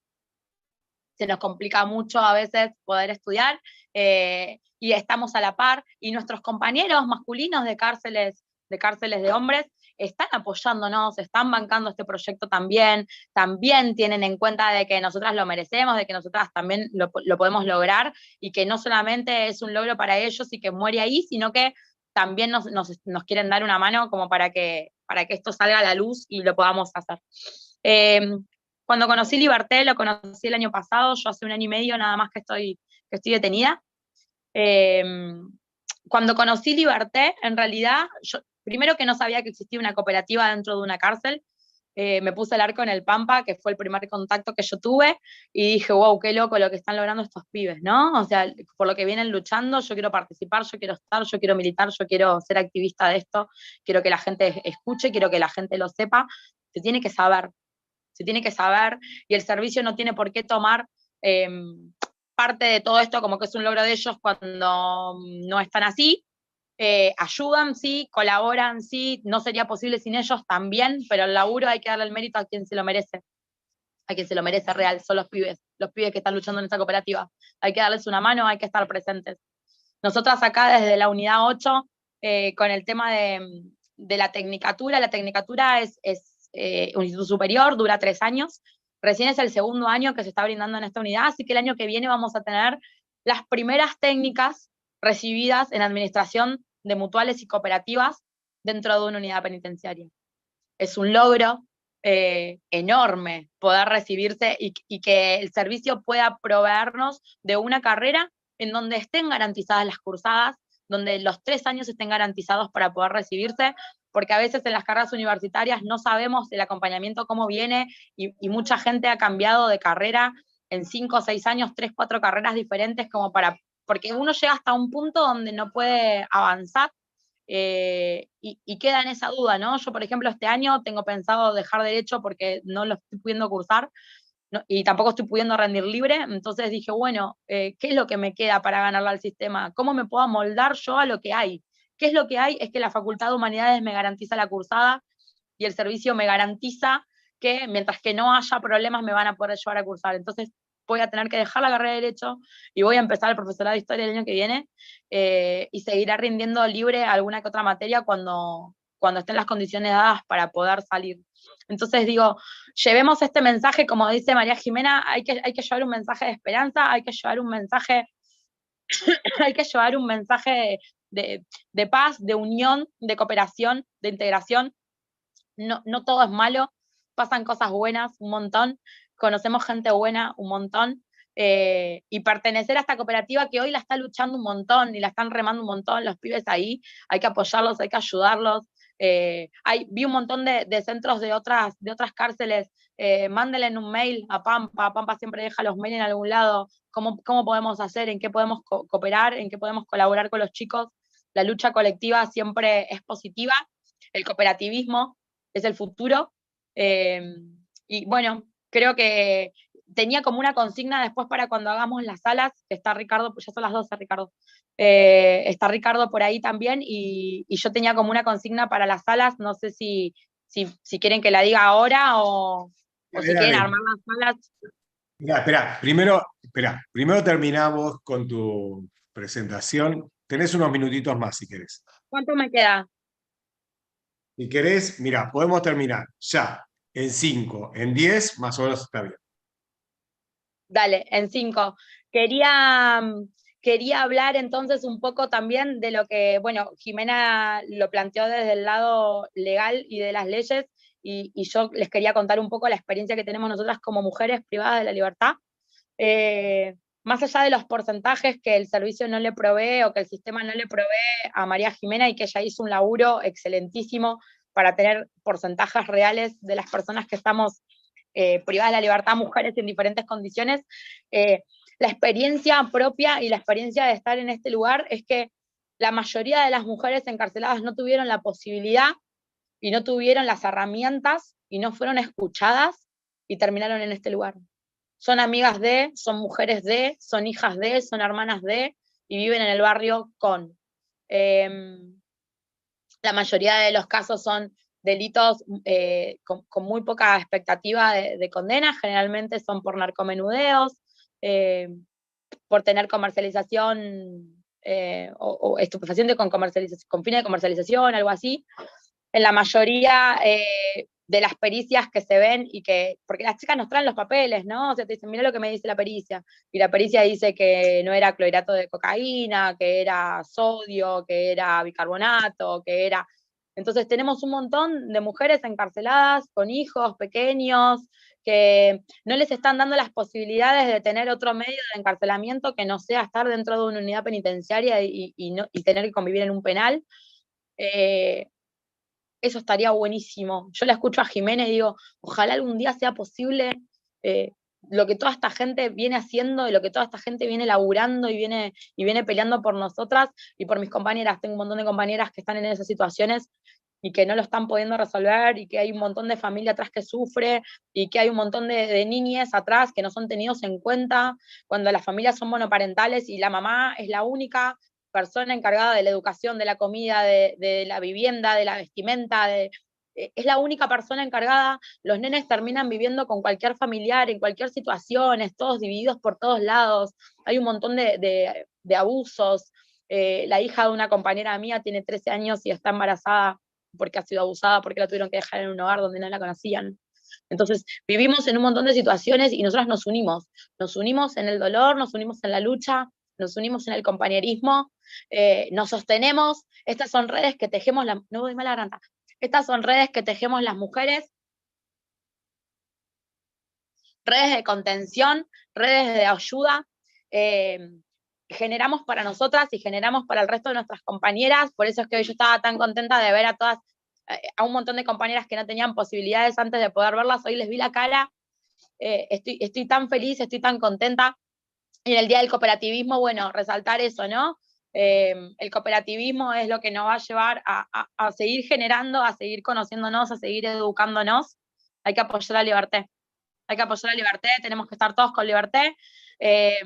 Mis profes de la cooperativa, de la tecnicatura de la cooperativa, que son unos genios, que se vienen hasta acá, que también pasan por un montón de situaciones como docentes, de entrar a una cárcel no es fácil, no la pasan muy bien tampoco, y se la bancan y siguen viniendo, y es el apoyo. Tenemos un montón de apoyo desde la afuera, que a veces no todos tienen la posibilidad de que vengan sus familias, pero tenemos apoyo de un montón de personas que creen en que esto hay que cambiar, que nos escuchan, que nos valoran, que entienden que no todos somos iguales, que necesitamos tratamientos diferentes y que queremos salir y ser buenos vecinos y queremos que no nos juzguen y queremos tener un patronato de liberados que apoye, y que para eso falta un montón. Vamos encaminados, pero falta un montón, quizá no lo lleguemos ni a ver nosotros, pero falta, estamos construyéndolo, estamos laburándolo. Y creo que con esto puedo ir finalizando, porque en realidad tengo un montón de temas anotados, pero veo que ya es la hora. Gracias, Pamela. 1 kilo estuviste. Muchas gracias. Bueno, entonces, vamos a tener ahora 30 minutos en las salas. Les recuerdo de vuelta las reglas. Cámara prendida. En las salas, por supuesto, pueden tener sus micrófonos encendidos. Mejor si lo abren y lo cierran cuando toman la palabra. Permitan que la palabra circule en los grupos y acepten las invitaciones ahora cuando... Pampa, ¿vos armás o querés que arme yo? Armo. De vuelta, Armo, sí, no Ricardo. entendí. Dale. Armás a las chicas. Entonces, eso, recuerden el número de sala que les toca, anótense en un papelito. Alguien, por favor, que haga una síntesis, así después cuando hacemos el sorteo, nos resulta más fácil hacer circular las ideas que ustedes trabajaron. Así que bueno, les deseamos que mucha suerte, que lo disfruten, y estamos muy contentos del encuentro de hoy.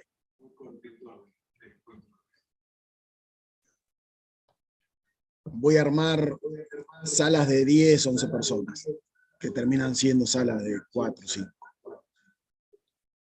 Excelente. Hacé de 12, un poquito más grandes.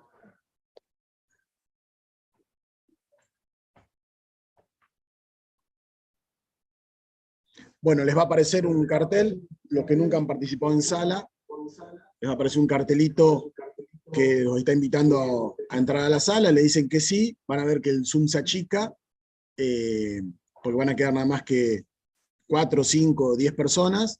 Cuando termine el tiempo de la sala, volvemos todo a esta sala general. Esto lo estoy explicando para aquellos que nunca participaron en sala.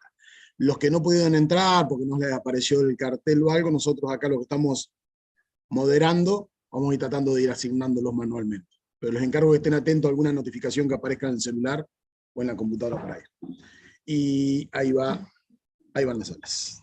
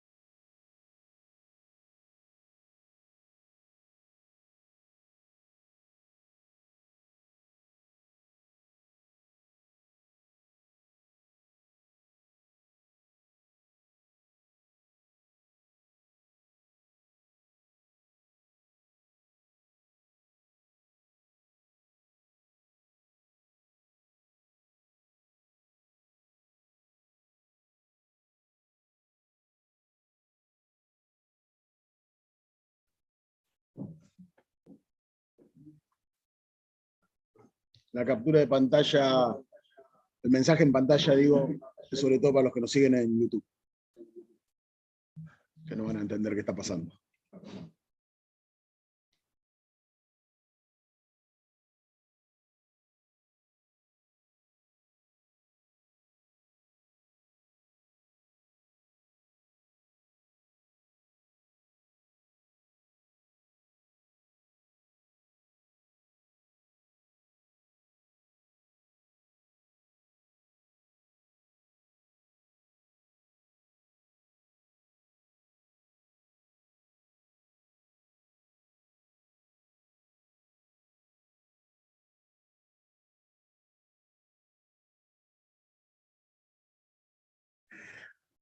Ricardo, Pamela.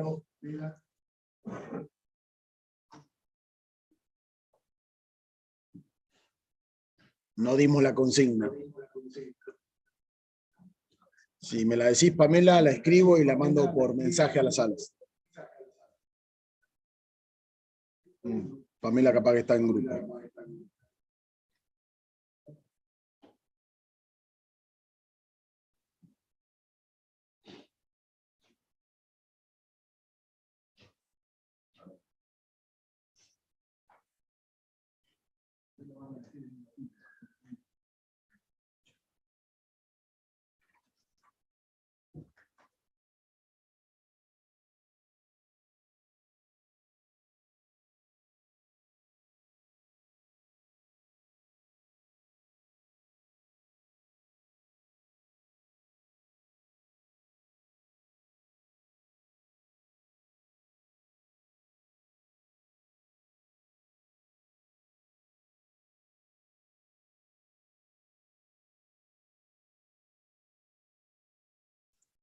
Voy a cortar las salas porque no dimos la consigna.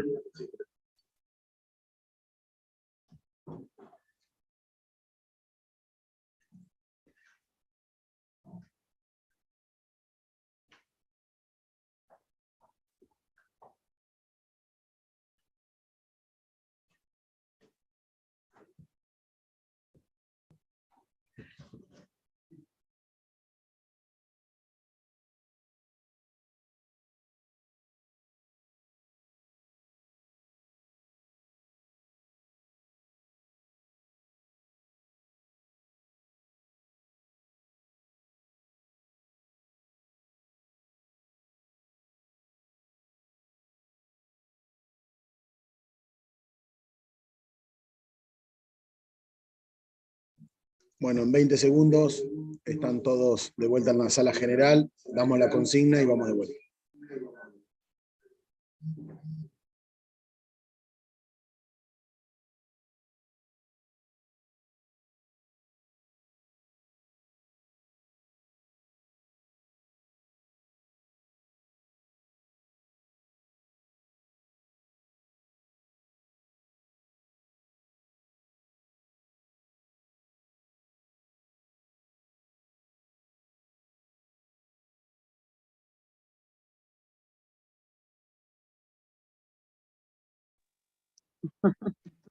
Bueno, creo que estamos todos en la sala nuevamente, en general.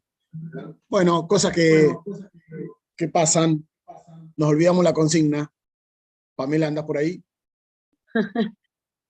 Nos encontramos todos de pronto en la sala como Todos ya presentándonos estábamos al tanto, ¿eh? sin saber bien de qué charlar después de presentarnos, ¿no?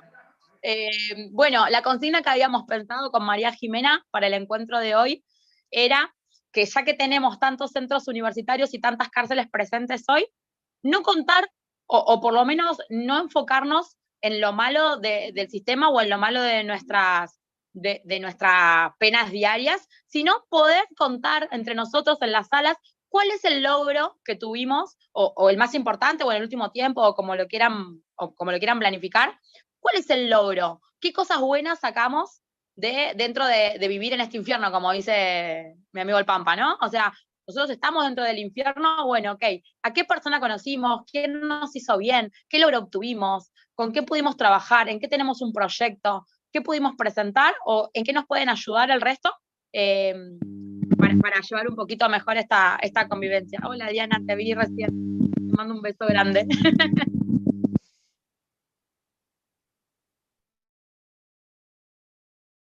Bueno, gracias, Pamela. Bueno, ahí vamos. Si en alguna sala no llega a haber ninguna persona privada de la libertad, bueno, la consigna podría ser de algo que hayan recolectado de su experiencia o que consideren, que hayan escuchado, que sepan de algún logro ocurrido dentro de la cárcel. Ahora sí, vamos con salas de vuelta. ¿Está bien, Pamela? Perfecto, Javi. Se Listo, podría listo. plantear también, así como decís vos, de las personas, o sea, en alguna sala no hay alguna persona privada de su libertad. Bueno, ¿por qué están en esta diplomatura? ¿Qué los hizo acercarse a querer saber de la integración social? Y quizás también qué proyecto tienen o qué se les ocurriría para poder darnos una mano entre todos.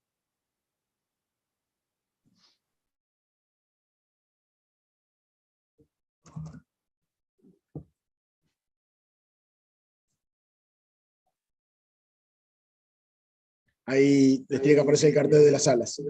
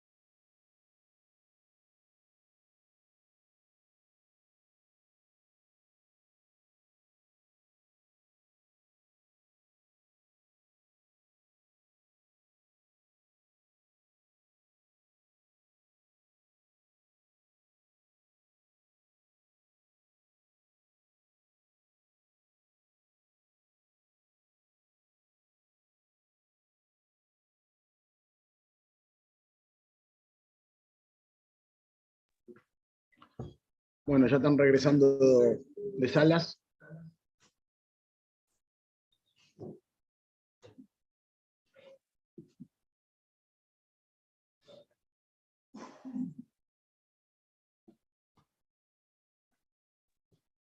Bueno, Pampa, entonces vamos preparando el sorteo. Sí, listo para el sorteo. Están regresando algunos todavía. Bueno. Ya estaríamos. Nos faltaría Miguel diciendo algo así como, hoy sorteo, se sortean 5 salas.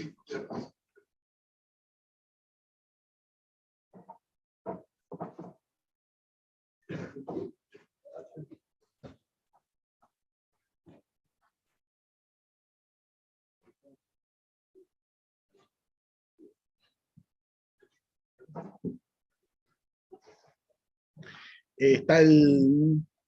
¿Se me está escuchando? Tengo... Grande los pibes del módulo 3, ahí de 6. Mis amigos.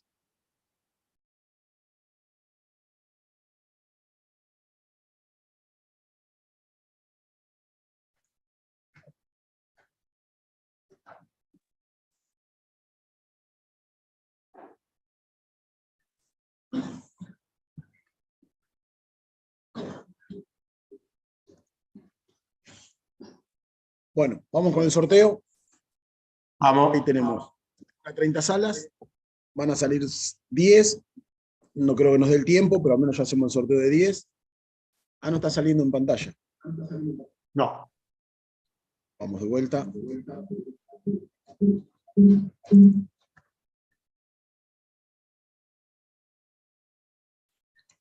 Ahora sí. Bueno. Vamos a anotar los números. Nombre del sorteo. Salas.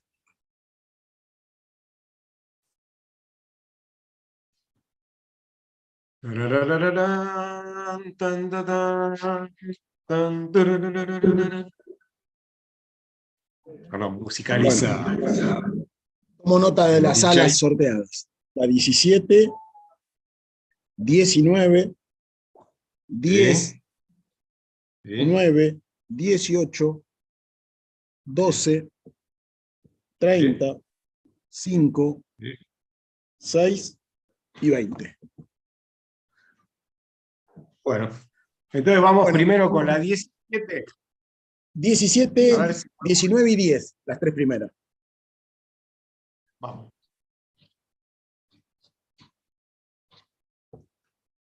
A ver si vemos a alguien que El levante la mano. procedimiento es, levantan la mano, cámaras encendidas, por favor. Los que levantan la mano, les pedimos encarecidamente que sea alguna de las salas que acabamos de nombrar. 17, sala 19 o sala 10. Acá no sé si hay una coincidencia entre unidad 17 y sala 17, pero bueno, vamos a suponer que es coincidencia. Mariela, ¿andas por ahí? Bueno, yo le doy la audio a la unidad 17. Ahí están. Ahí están los chicos.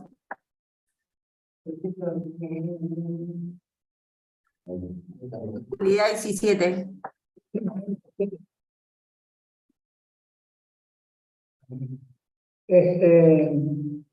Bueno, independientemente de la consigna a la que hicimos referencia recién, no sé si a ustedes les parece, a mí me interesa destacar un aspecto de la doctora González hoy cuando inició su exposición sobre pena existencial, para remarcar la importancia que tiene este concepto, ¿no? Que a veces pasa como desapercibido, ¿no?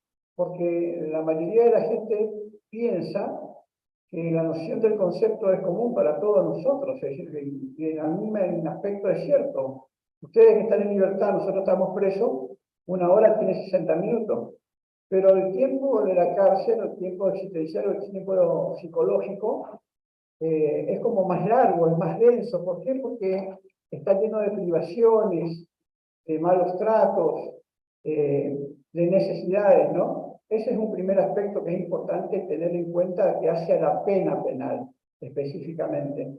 Y la otra cuestión es la dificultad que siempre existió y que existe, creo, hasta el día de hoy, en determinar dentro de la escala penal que tiene cada delito cuál es la pena justa, ¿no es cierto?, para el condenado. ¿Por qué digo esto? Porque el Código Penal establece distintos criterios de valoración para convertir juicios de valor en cantidades numéricas. Me hablo del contenido injusto, de la culpabilidad y la peligrosidad como un correctivo, ¿no? Y básicamente no se encontró ninguna fórmula para convertir esto. Entonces hoy nos encontramos con gente que tiene penas muy altas, muy elevadas, y que no guardan cierta relación de proporcionalidad con el hecho. ¿Por qué digo esto? Porque últimamente se ha incorporado lamentablemente otra variable, que es la que incide en el tema de la pena, que es el tema de la repercusión social o de la repercusión mediática del delito. Ustedes saben que hoy se ha reemplazado la necesidad de la prueba de la culpabilidad por la necesidad social de castigo. Vemos frecuentemente cómo mediáticamente van construyendo una realidad criminal o la personalidad de un sujeto acusado de un delito, una especie de... No se te está escuchando, no se te está escuchando bien, se te entrecorta todo el tiempo, me parece, no sé si soy yo, pero me parece que había salido medio cortado. Somos Ricardo, se escuchaba perfecto. Perfecto, bueno. Lamentablemente se va reemplazando y hoy por hoy una de las cuestiones que más nos preocupa es la falta de previsibilidad en la aplicación del derecho. ¿Quién honestamente puede decir que el día de mañana se vaya a un juicio o que cuando llegue a las 2/3 partes va a acceder a la libertad condicional? Nadie. ¿Pero por qué nadie? Porque, repito, hay variables que no son de naturaleza jurídica. A partir de esta demagogia punitivista que se viene instalando, producto de una criminología mediática que instala un concepto de realidad social que para poder modificarse excede el tema legal, excede el tema jurídico, excede el tema judicial, sino que es un tema de tipo cultural. Y para ir terminando, algo que es muy grave, ¿no? Muy grave. Este retroceso del garantismo penal, ¿no? Donde la palabra garantismo aparece como mala palabra. Nosotros lamentablemente nos conectamos recién en la 3ª clase, ¿no? Pero tengo entendido que juez Zaffaroni estuvo presente en jornadas anteriores, ¿no? Se llegó a la locura hasta al descalificar a Zaffaroni, como no se tiene noción de lo que se está hablando. Uno de los tipos que intelectualmente, no hace falta que lo diga, ¿no?, tiene mayor solvencia en el tema jurídico, no solamente en el ámbito nacional, sino que ha trascendido internacionalmente. Bueno, se llegó a eso. Se llegó inclusive a cuestionar su idoneidad desde el punto de vista científico penal.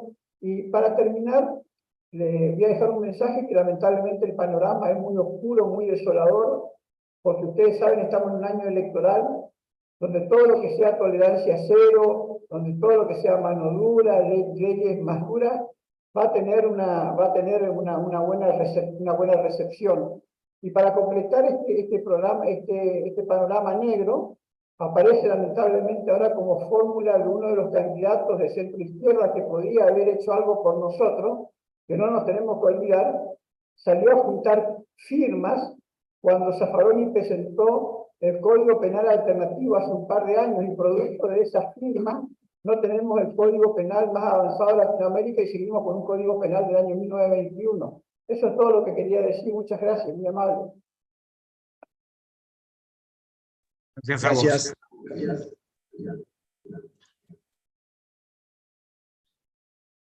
Bien, entonces ahora vamos con la unidad 19. Perdón, unidad 19 no, perdón, con el grupo 19. Sí, sala 17. Sí, 19 o 10. Vamos con Ana.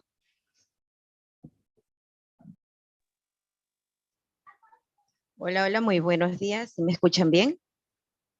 Sí, perfecto, Ana. Listo, muchísimas gracias. Bueno, de acá muchos saludos y un abrazo fraterno para todos y todas que estamos conectados acá desde Ecuador, y muy gustosa en seguir en esta 5ª diplomatura que estoy por primera vez, y les agradezco muchísimo por enseñarme a mí ya que estamos en una crisis acá en el Ecuador totalmente a nivel carcelario, pues, ¿no? Bueno, en mi sala 17, nosotros tuvimos a Mercedes de la unidad 16, donde ella en la actualidad es psicóloga dentro de cárceles, donde ella dice que puede compartir con las otras internas y poder ayudar. Es un logro bastante fuerte, bastante muy ameno que están haciendo. También tuvimos una compañera de Medellín, Colombia, donde en la actualidad ella ha pasado en prisión 12 años. Dice que lo más gratificante de sacar de ahí fue el amor a las leyes, porque ella ha pasado por tantas humillaciones y tanta violencia dentro de Medellín, en Colombia. En la actualidad ella está en libertad, pero se hizo activista de derechos humanos y está estudiando Derecho. Entonces prácticamente es un logro lo que ella ha sacado cuando estuvo dentro de prisión y fuera de prisión, y por qué no el ayudar a las demás personas, ¿no? En eso tenemos a Leonora también, que ella es tallerista, que ayuda también bastante allá en Buenos Aires. Ella da talleres y trabaja dentro de prisión. ¿Qué va con todo esto? Que la pregunta, los logros que nosotros hemos tenido, digo nosotros porque yo soy una madre que perdió a su hijo en prisión. Cuando mi hijo estaba en prisión, aprendí a hablar el lenguaje del idioma de las leyes. Yo aprendí a muchas cosas que yo no sabía, pues, ¿no? Pero eso a nosotros como familiares y el logro que hoy en día tengo, obviamente, no minimizando el dolor y la pérdida de mi hijo, porque mi hijo falleció en un amotinamiento grande aquí en Ecuador, eh, al año 9 meses que tiene en la actualidad de fallecido mi hijo. Yo diría que el logro que yo tengo hoy en día es ser parte soy activista de derechos humanos aquí en Guayaquil, y también ayudo a las demás personas, a las demás gentes que han pasado por muchos derechos vulnerados, ¿no? Y al seguir ayudando, en la actualidad fundé una organización, un comité de familiares por justicia en cárceles aquí en el Ecuador, donde nosotros ayudamos a todas las personas, a todas las madres, hijas, esposos, esposas, hombres, mujeres, sin término de género, donde damos el asesoramiento jurídico, damos el asesoramiento psicológico, ya que la salud mental es muy importante. Entonces, yo creo que eso es un logro como familiar, el saber de que tú tienes que llegar a ese ser humano, porque todos somos seres humanos y tenemos derechos en vivir y en una vida digna. Entonces, yo creo que todo eso es un logro para mí en seguir ayudando, porque eso hago en mi parte de una sanación, porque sé que estoy haciendo bien, más que todo por la memoria de mi hijo y por la memoria de muchas personas que han fallecido aquí en el Ecuador. Estamos ayudando a todas esas personas para que puedan tener una vida digna dentro de prisión, fuera de prisión, y más que todo guiarlos. Yo creo que es un logro bastante fuerte haber obtenido un comité de familiares aquí en el Ecuador, ya que esto es acá por primera vez. Esto aquí nunca había sucedido, pero para mí eso es un logro muy grande. De antemano les agradezco muchísimo y gracias a todos. Gracias, Ana. Bueno, vamos por el grupo 10. Pablo. ¿Quién es? Pablito. Pablo es el grupo. Hola, buenos días a todos. ¿Me escuchan? Sí, perfecto. Buenos días a todos. Mi nombre es Pablo Pulido, soy de la provincia de Buenos Aires y fui partícipe de la sala 10. En realidad me hubiera gustado que hablara uno de los chicos que está en contexto. Yo hace 4 años recuperé la libertad y bueno, en realidad lo que sacamos de conclusiones, lo importante que han sido todos los bastiones que se han creado en todas las provincias ¿En qué? En la accesibilidad al estudio. Sabemos que hay mucha rechazo porque los compañeros estudien y ejerzan su derecho a estudiar, a formarse laboralmente, a entrar en este mundo que son el cooperativismo, que va avanzando cada vez más dentro y fuera de las cárceles. Yo como herramienta, cuando fui parte de los compañeros que se encontraban detenidos, fui parte integrante de centros universitarios, y lo importante que me dejaron esos centros universitarios fue las redes que uno puede cosechar para un futuro, inclusive para cuando todavía uno está dentro de las unidades carcelarias, es la posibilidad de tener el contacto directo. Entendemos que todos los servicios penitenciarios van a hacer hasta lo imposible para que las personas privadas de la libertad no adquieran conocimientos, porque eso es mantener a las personas en ese engranaje de salir y volver, salir y volver, salir y volver.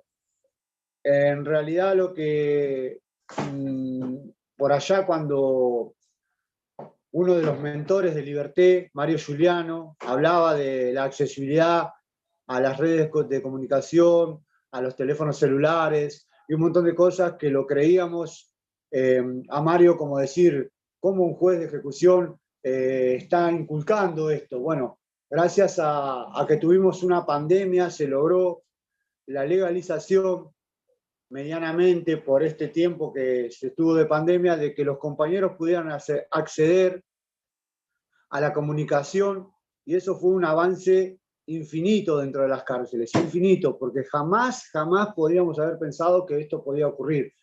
En realidad la lucha es muchísima porque debería haber una globalización de la comunicación de las personas privadas de la libertad, porque es un derecho que los asiste, y si sacamos un promedio de lo que hablan los medios televisivos, de que los teléfonos se utilizan para cometer delitos, sabemos que no les da ni el 1% de los porcentajes de que eso haya sido verdaderamente utilizado para eso. Y se utilizaron las comunicaciones para el estudio, para la comunicación con las familias, comunicación con los juzgados, y realmente esto ha dado un vuelco dentro de lo que es, digamos, la comunicación con el exterior, que fue importantísima. Y hoy por hoy estamos en este Zoom. El año pasado se logró hacer toda la diplomatura y era impensado que compañeros del ámbito federal, de otras provincias, de la provincia de Buenos Aires en sí misma, pudieran lograr tener estas charlas con distintos actores. Y ahí la escuchaba la compañera, madre de un chico de Ecuador, que estaba en la lucha después de haber perdido a un hijo. Y de esas madres conocemos un montón en todas las provincias, de que siguen en la lucha, de que se agrupan, de que buscan la posibilidad de pelear por los derechos humanos de las personas privadas de la libertad.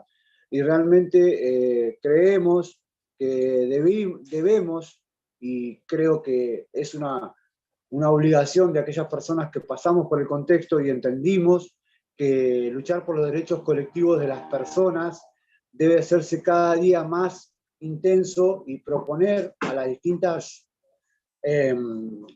presidencias que pasen por nuestro país. Sabemos que es medio complicado porque la mirada de ellos es otra, en apuntar a que esto sí tiene un buen objetivo, y esto es crear seguridad, porque darle educación a las personas privadas de la libertad es seguridad.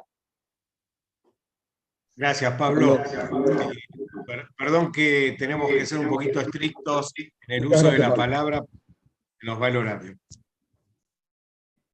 Entonces le damos la palabra, Pampa, a la U6, después a la U5 y hacemos... Sí, les vamos a pedir que sean breves, porque no vamos a llegar. Nos quedan 4 minutos y todavía falta hacer el cierre. Ahí les doy audio, unidad 6. Buen día, compañero.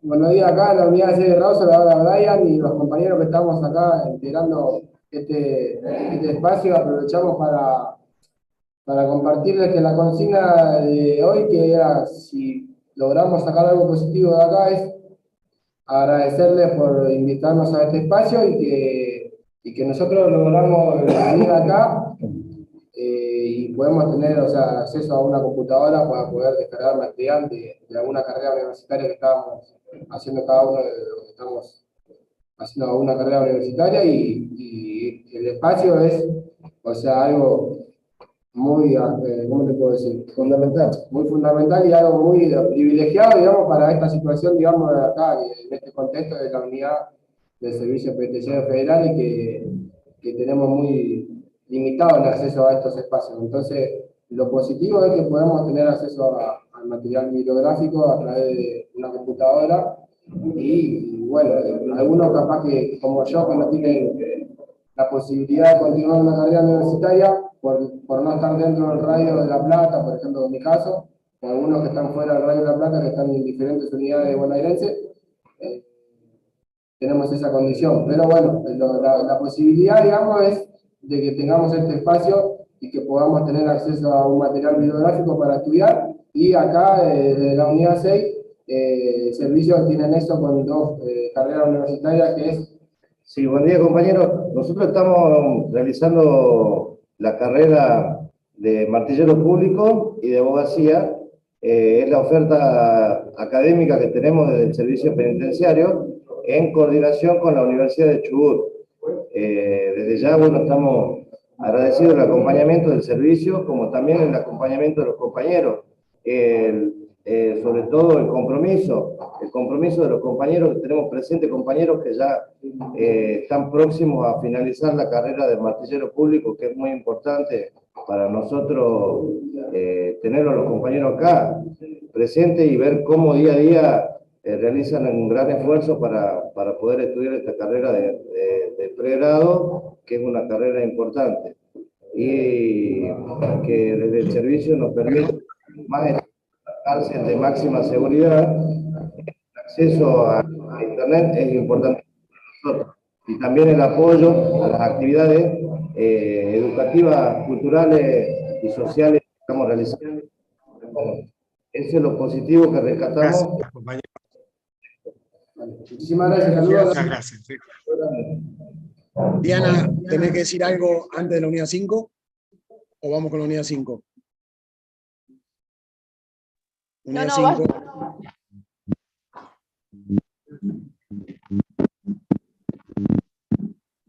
Viene en audio. Hola.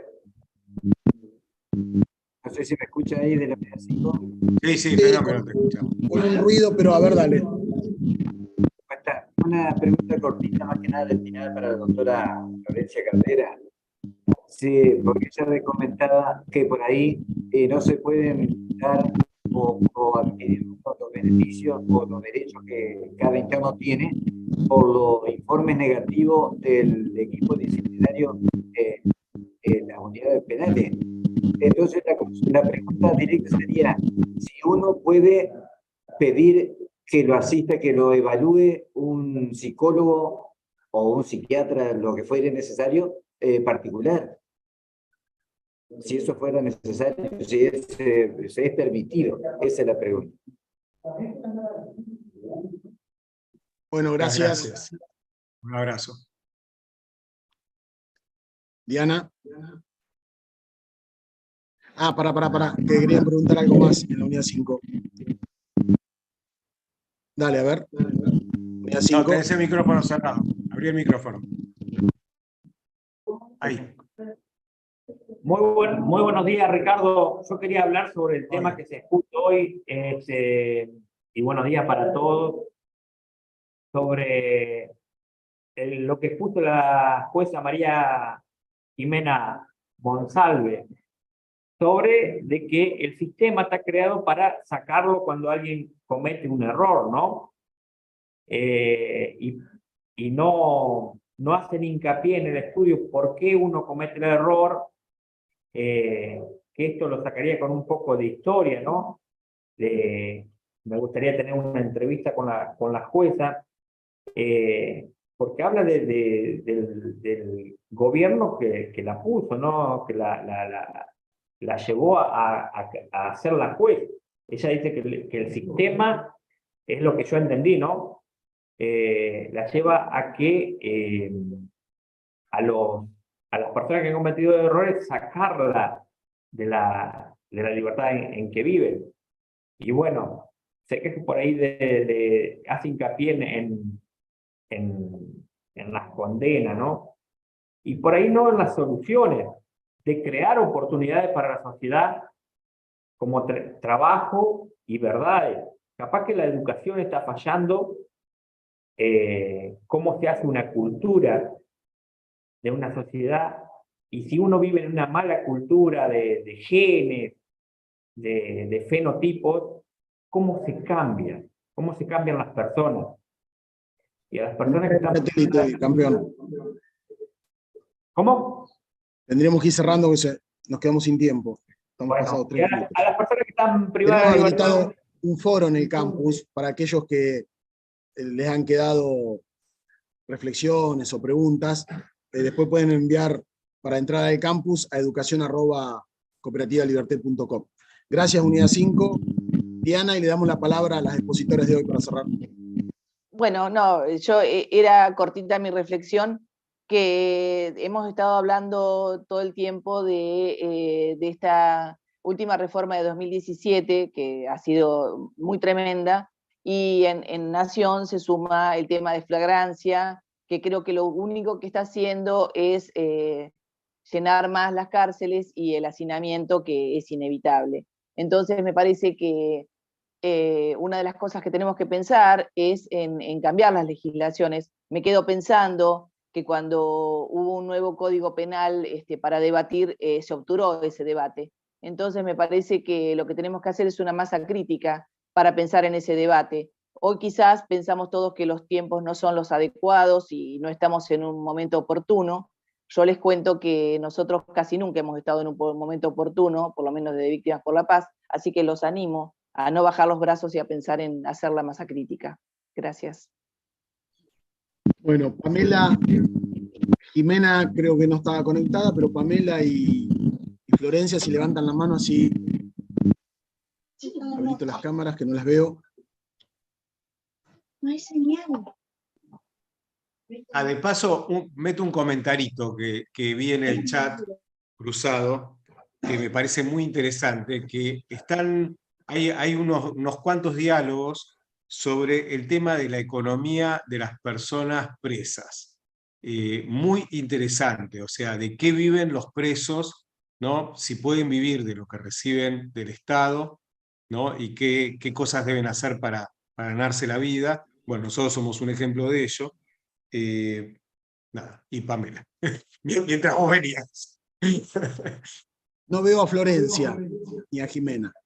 Bueno, si está Florencia por ahí o Jimena conectadas, levantan la mano, por favor, y si no, va cerrando Pamela, ¿te parece? Ya estamos pasados de tiempo. ¿Va a comer, Pamela? Bueno, me parece que quedé yo sola entonces, que las chicas no están. Agradecer enormemente. Llamar a reflexionar a todo el resto de nuestros compañeros a que el ejemplo y el camino que está marcando Liberté es la salida colectiva, es a donde tenemos que apuntar. Y con respecto a la economía en las cárceles, si quieren otro día lo charlamos porque es un tema muy largo. El servicio no provee de las cosas básicas y necesarias para sobrevivir acá arriba. Acá dentro de estas unidades la comida es muy básica, no tienen los nutrientes necesarios, hace mucho problema para ingresar comida desde la afuera, de las pocas familias que quizás pueden proveernos. No nos dejan manejar billeteras virtuales o dinero electrónico, entonces más difícil se hace de poder proveernos nosotros mismos de nuestras cosas, así que es un tema como para hablarlo antes, y el tema de generar una cooperativa dentro de una unidad, bueno, el camino lo marcó Liberté y ahí es donde tenemos que apuntar todos. Gracias, Me despido, me llamo Pamela Roque, estoy detenida en la unidad 8 de Los Hornos en La Plata, soy socia de la cooperativa Liberté desde hace unos meses y participo de la diplomatura desde hace 2 años y espero seguirla eternamente con ustedes. Los admiro muchísimo, los banco en la lucha, compañeros, y para lo que necesiten. Gracias a todos. Gracias, Pamela. Bueno, yo agradezco en nombre de Liberté o de los compañeros que estamos acá en el punto de paz, y tratando de hacer siempre lo que nos pidió Mario, Juliano, nuestro padrino eterno, que es tratar de difundir las cosas menos malas de la cárcel, que justamente tenía mucho que ver justo con la consigna que planteó la compañera Pamela hoy. Bueno, Miguel, adelante. Nos estamos despidiendo de esta quinta jornada de Diplomatura de Extensión Universitaria 2023, Integración Social, un camino desde el encierro hacia la convivencia y la paz a través de la justicia restaurativa. En esta clase, perteneciente al módulo Ejecución de la Pena, estuvieron disertando Jimena Monsalve, Florencia Cabrera y Pamela, compañeras que estuvieron disertando en esta jornada. Nos reencontramos el próximo sábado. Muchas gracias. Abro los micrófonos.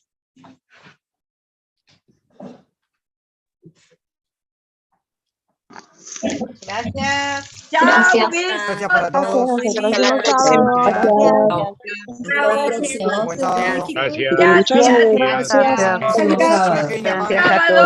chau. tardes. Gracias a todos. Chau, Desde besos. Tucumán, Unidad 9. Bendiciones. Chao, que nos Dios vemos. los bendiga. Chao, chao. Gracias. Hasta la próxima. Chao, chao. Muchas gracias. Nos Bendiciones a vemos el todos. próximo Abrazos. sábado. Bendiciones a todos. Un abrazo. Hasta luego desde Bello Antioquia. Qué bueno, tremendo. Gloria a Dios. Buenísimo. Todo Un abrazo y impecable. bendiciones para todos.